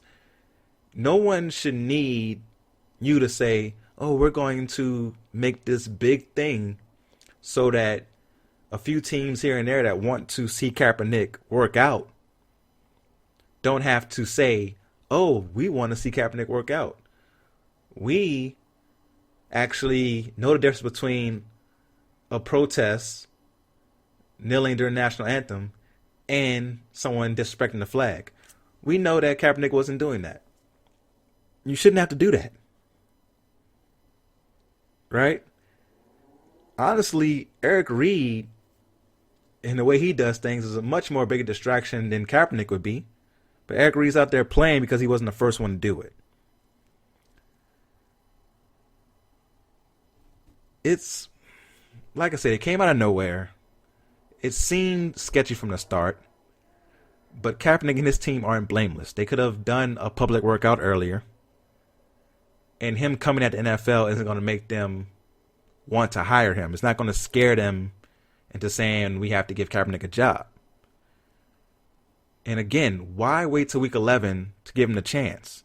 Because now he's definitely going in just to be a backup, someone who could run the scout team and start maybe in a few weeks, get you a few games here or there. He's definitely not going to go in and get a spot on a playoff team and get time.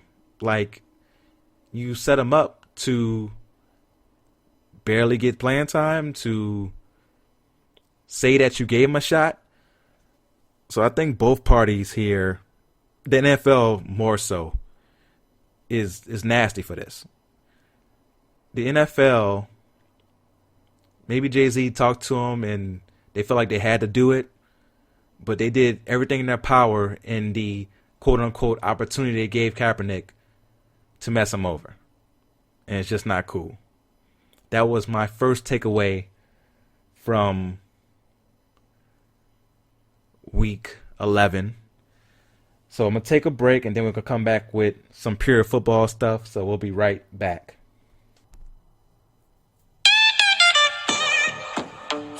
Can't fly when the world says anger down. No joy to the camera flashed. No smile to the camera asked. They They love it when your demons hang around. They hang around. And I believe in a space to breathe. Air is running out. I can hear the clouds begging me to spread my wings again. Yeah. Like I forgot what being fly's about. I'm just wiser now. Hearts made in winter, homes made in spring. Trying to remember what made me sing. Crumbled and broken, hope it needs wings could help me rise again. Hey, something just beyond your grasp won't ground me. Something that I lost at last just found me. I'm popping far beyond the paparazzi. I can't stop y'all from watching, but you're watching me taking off. Gave you all I had, my love, my blood, my sweat, and mine. But you wanted more. I invested these years, these tears that I had. You're concrete, but a rose like a rose, Lord knows I'm almost. They try to change me, run away declaring my freedom rings. Freedom rings. Ooh.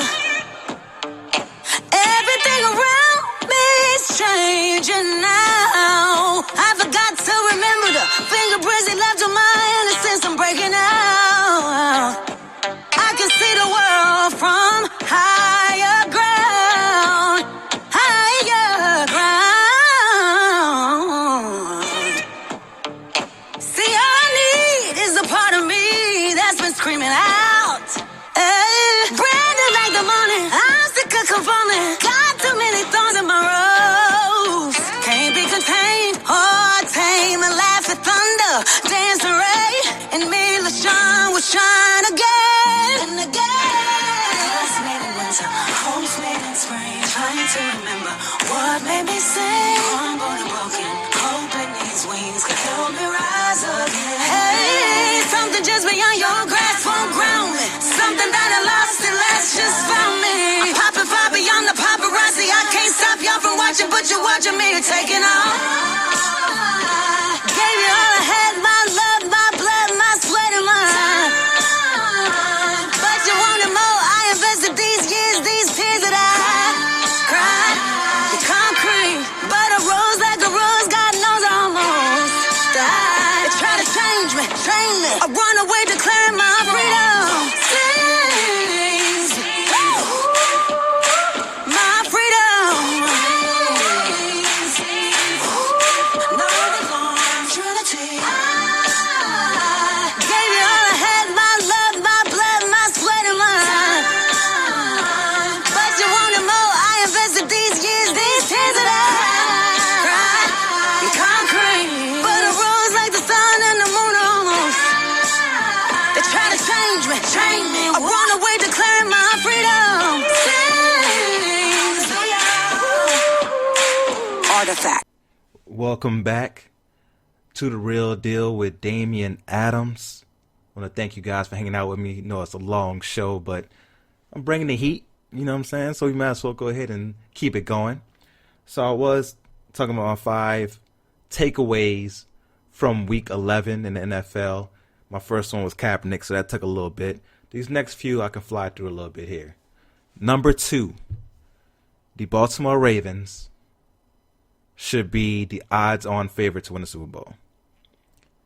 You look at what they did to the Houston Texans, beating them 41-7. 41-7. Nasty. Just outright dominance. And their defense hasn't been this lockdown, you know, San Francisco 49er, you know, New England Patriot, Buffalo Bills. It hasn't been on that type of level of defense this year. You know, usually Baltimore is on that level, but they haven't been this year. And if they have found something, you know, and can continue to play the way they played against Houston with what Lamar Jackson is doing, you know, what can you say, right? Like, this team with the unique offense that they run, is simply unstoppable. You always have to look out for the run, so that's when you can get beat over the top with Hollywood Brown, or the tight ends, or Willie Snead. And then whenever you look out for the pass, next thing you know, Lamar Jackson is coming at you, and you have no idea what he's going to do. And he is just an absolute monster, just a beast. And he has taken over the MVP conversation. He has taken it away from Russell Wilson. You know, what can't he do on the field, right? You still can say that he can work on his short to intermediate and deep accuracy, but no one's perfect. So when you look at what he's doing with his feet, you look at what he's doing in the passing game, the way he's galvanizing the troops, he has it all. He has it all. You look at the way Mark Ingram was up there saying how he should be the MVP. When you have your teammates riding for you like that, and you have talent like Lamar Jackson has, the sky's the limit. And let's put some respect on John Harbaugh's name.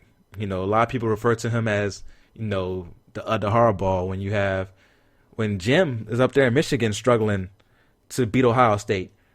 John Harbaugh has been very consistent for Baltimore throughout the years, you know, winning a Super Bowl with Joe Flacco. And now his team is completely different.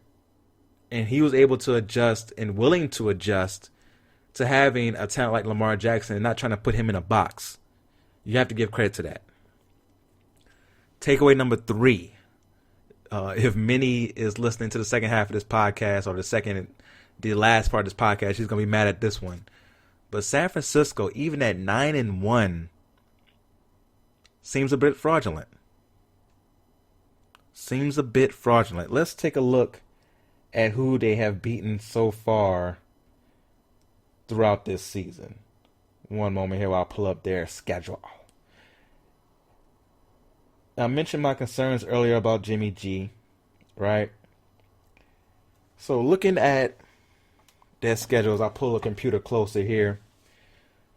Okay, so you got Tampa Bay, week 1. Cincinnati, that's 2 trash teams. Pittsburgh, at that time, was super trash week 3. Cleveland, not good. The LA Rams, okay. Washington, trash. Carolina, not that good. Arizona, not good. And they barely won that game. You lose to Seattle, and then you beat Arizona again.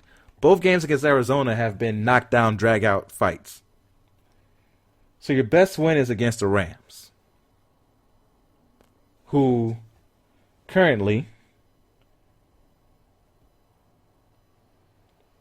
are 6-4 and are probably not going to make the playoffs as the 3rd best team in the NFC West. Carolina's 5-5. Your 2 best wins. Now, you can't control the schedule, but coming up for San Francisco, as we go back to their schedule, it's going to be interesting, right? Got Green Bay next week, then Baltimore, then New Orleans, Atlanta, who looks like world beaters right now, the Rams again, and then Seattle. They could easily, very easily, lose all those games. Very easily. I'm going to give them, let's say Atlanta by that point in the season, you know, because they know they're not making the playoffs, has kind of given up. I'll give them Atlanta. They've already beat the Rams, but the Rams are going to be still trying to fight for a playoff spot at that point. And Seattle was a close game in San Francisco, but at Seattle, I don't see it. So they can easily go 0-1, not beating Baltimore. The Saints in New Orleans, I don't see it happening. That's going to be very interesting to see what San Francisco does going forward. But this 9-1 record is very, very suspect. Takeaway number 4. Is Atlanta good? Right? Because going into the year, I picked Atlanta to go to the playoffs. Even being a Saints fan, I picked Atlanta to go to the playoffs thinking, okay, their defense last year went through so many injuries. There's no way they can have that much bad luck again. Their offense, we know, is ultra-talented with Matt Ryan, Julio Jones, Devontae Freeman. At the time, they had Sanu, excuse me. And you have Calvin Ridley. So much talent on offense. Defense, when healthy, is talented. And then finally, these 2 weeks, they beat New Orleans in New Orleans, dominating fashion. Beat Carolina like they stole something. Maybe they put it together. Now, it's too late to make the playoffs in the NFC. The NFC is tough. You're not going to make it in at 9-7. Even if they win out, you're not going to make it in. But they could be dangerous. They could be a team that could shake up the whole playoff picture going forward. I just mentioned they might beat San Francisco later on. They had the Saints on Thanksgiving. That's going to be a tough one. Even as a Saints fan, I have to admit that. Let's take a look at Atlanta's schedule real quick, just to see who else they got. Can they really shake up the playoff picture now? So they're 3-7. Like, they were 1-7 before they played the Saints and won those 2 straight games. So you got Tampa Bay next week. That game doesn't matter. Thanksgiving, New Orleans. Got Carolina again. Like I said, just whooped on Carolina. They can permanently knock Carolina out. San Francisco, Jacksonville, Tampa Bay again. So they really just got New Orleans and San Francisco. They can really make some noise in those 2 games that can change up everything. Now, as a Saints fan, hopefully our Saints will be ready for Thanksgiving. It's always a rivalry game. You never know what's going to happen. San Francisco, better not take Atlanta lightly. Better not take Atlanta lightly. My last takeaway from Week 11.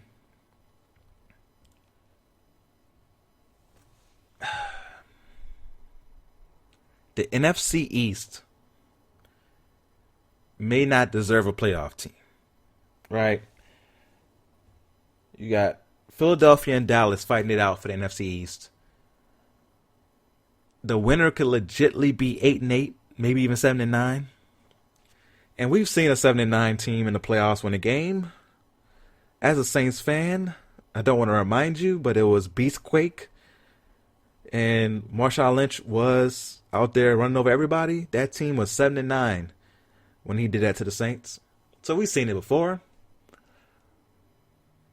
But in the NFC this year, we have so many good teams. If an NFC East team finishes 8-8, 7-9, and there's a team on the outside looking in, like, let's go look at the standings real quick as I pull those up. There's going to be a good team, or maybe even 2 good teams, on the outside of the playoffs in the NFC looking in. So I'll pull up the NFC standings here. One moment while I pull those up. There's going to be 2 teams. 1 or 2 at least. That are going to be on the outside looking in. Okay. So I mentioned NFC. You got the Cowboys at 6-4. Eagles at 5-5, fighting for that spot, right? I mentioned the Rams at 6-4, who are probably better than both the Cowboys and Eagles, and probably not going to make the playoffs. You got the Vikings at 8-3 right now, going to be a wild card. The Panthers at 5-5, you can argue, are better than both Dallas and the Eagles. Shoot, it's tough. The NFL can change this. Like, the NBA has pretty much made divisions irrelevant. The NFL understand with rivalries the way it works, but there should be a threshold that you have to be at least 500, at least one game over 500 to be a playoff team. I don't think an 8-8 team deserves to be in such an exclusive club as the NFL playoffs. So that would be my rule going forward. If you are not at least 9-7, even if you win your division, the first team out gets your spot. Am I crazy? Please let me know if you think that I'm nuts in the comment section below the podcast and all that good stuff. But that was my 5th takeaway from week 11 of the NFL season. So we're going to take our last music break and then come back with forgotten players and end the show.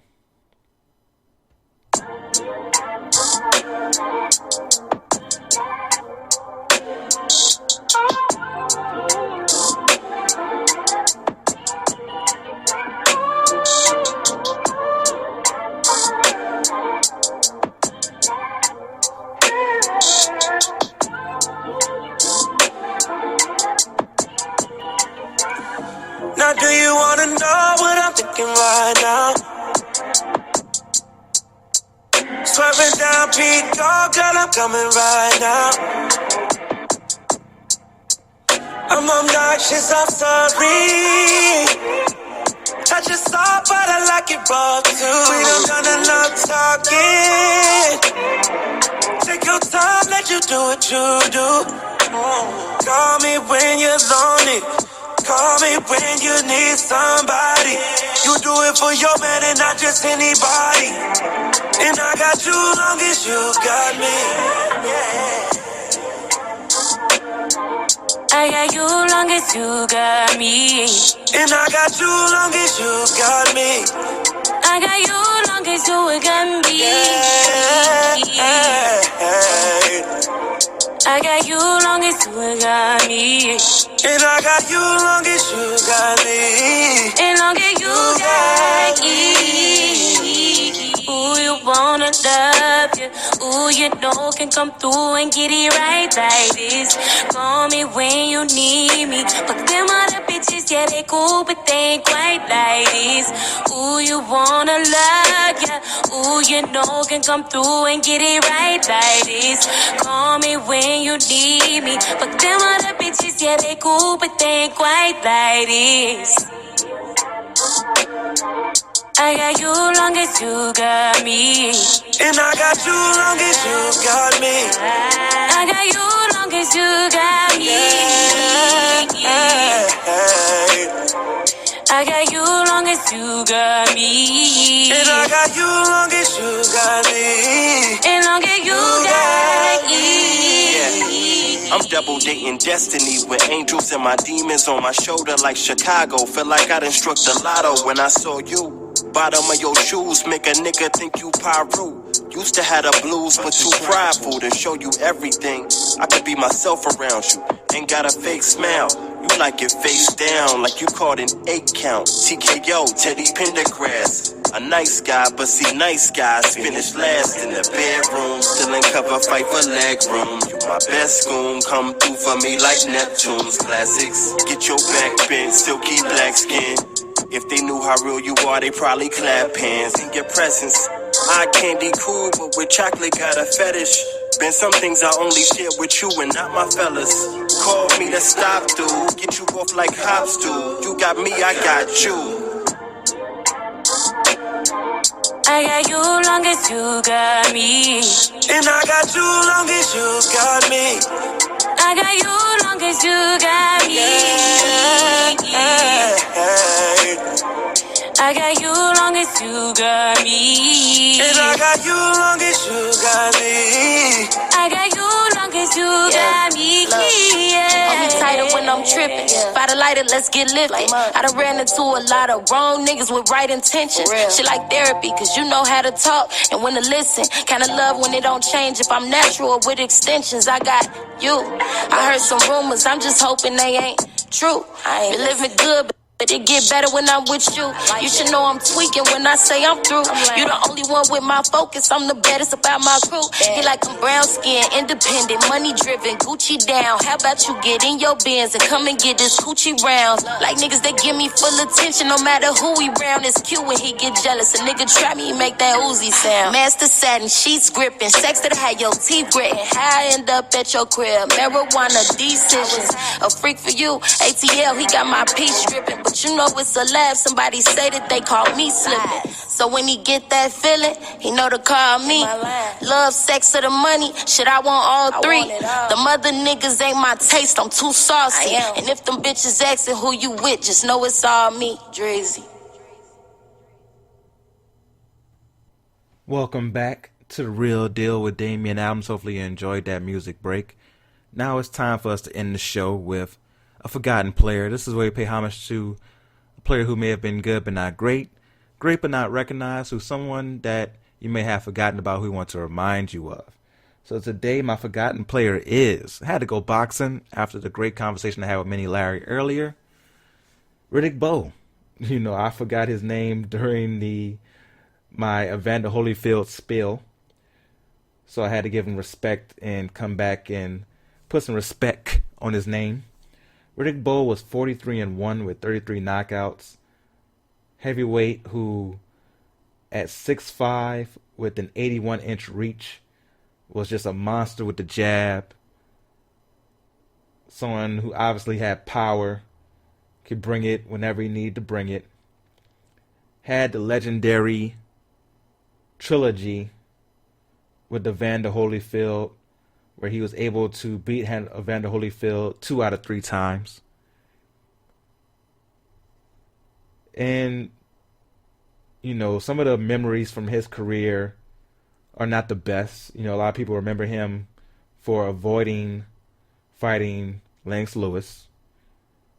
They remember the times he fought against Andrew Galata, and Andrew Galata decided he just wanted to go straight bolo and low blow the whole fight. But when you remember Riddick Bowe, man, you got to remember the wars he had with Evander Holyfield. Remember him beating Tommy Morrison the way he did. You have to think about the positive things when you think about these guys' career, man. And Riddick Bowe definitely put it all on the line for us. He struggles a bit now with his speech because of it. So I just wanted to give respect to Riddick Bowe. 43-1, that's a tough way to, like, when you think of fighters, especially fighters who fought, he came back in the mid 2000s and fought and won after being off for 8 years. For him to be able to do that throughout a career and only have one loss, and that one loss came to Evander Holyfield, gotta give Riddick Bowe his credit. I wish we would have seen him against Mike Tyson, against Lennox Lewis, against some of those other fighters there in the 90s. But Riddick Bowe definitely did his thing, man. Deserves to be remembered as one of the greats. So shout out to Riddick Bowe as my forgotten player today. I want to give a big thank you again to Minnie Larry. Make sure you go check out her work if you are a boxing fan. She is excellent. And until next time, man, follow me at The Real Deal WDA. Keep up with me. That's everywhere. Twitter, Instagram, Snapchat, wherever. Follow me. The YouTube channel, The Real Deal with Damian Adams on YouTube. Catch some funny videos, some boxing recaps, some football recaps. Support your boy, man. All right, until next time, go real or go home.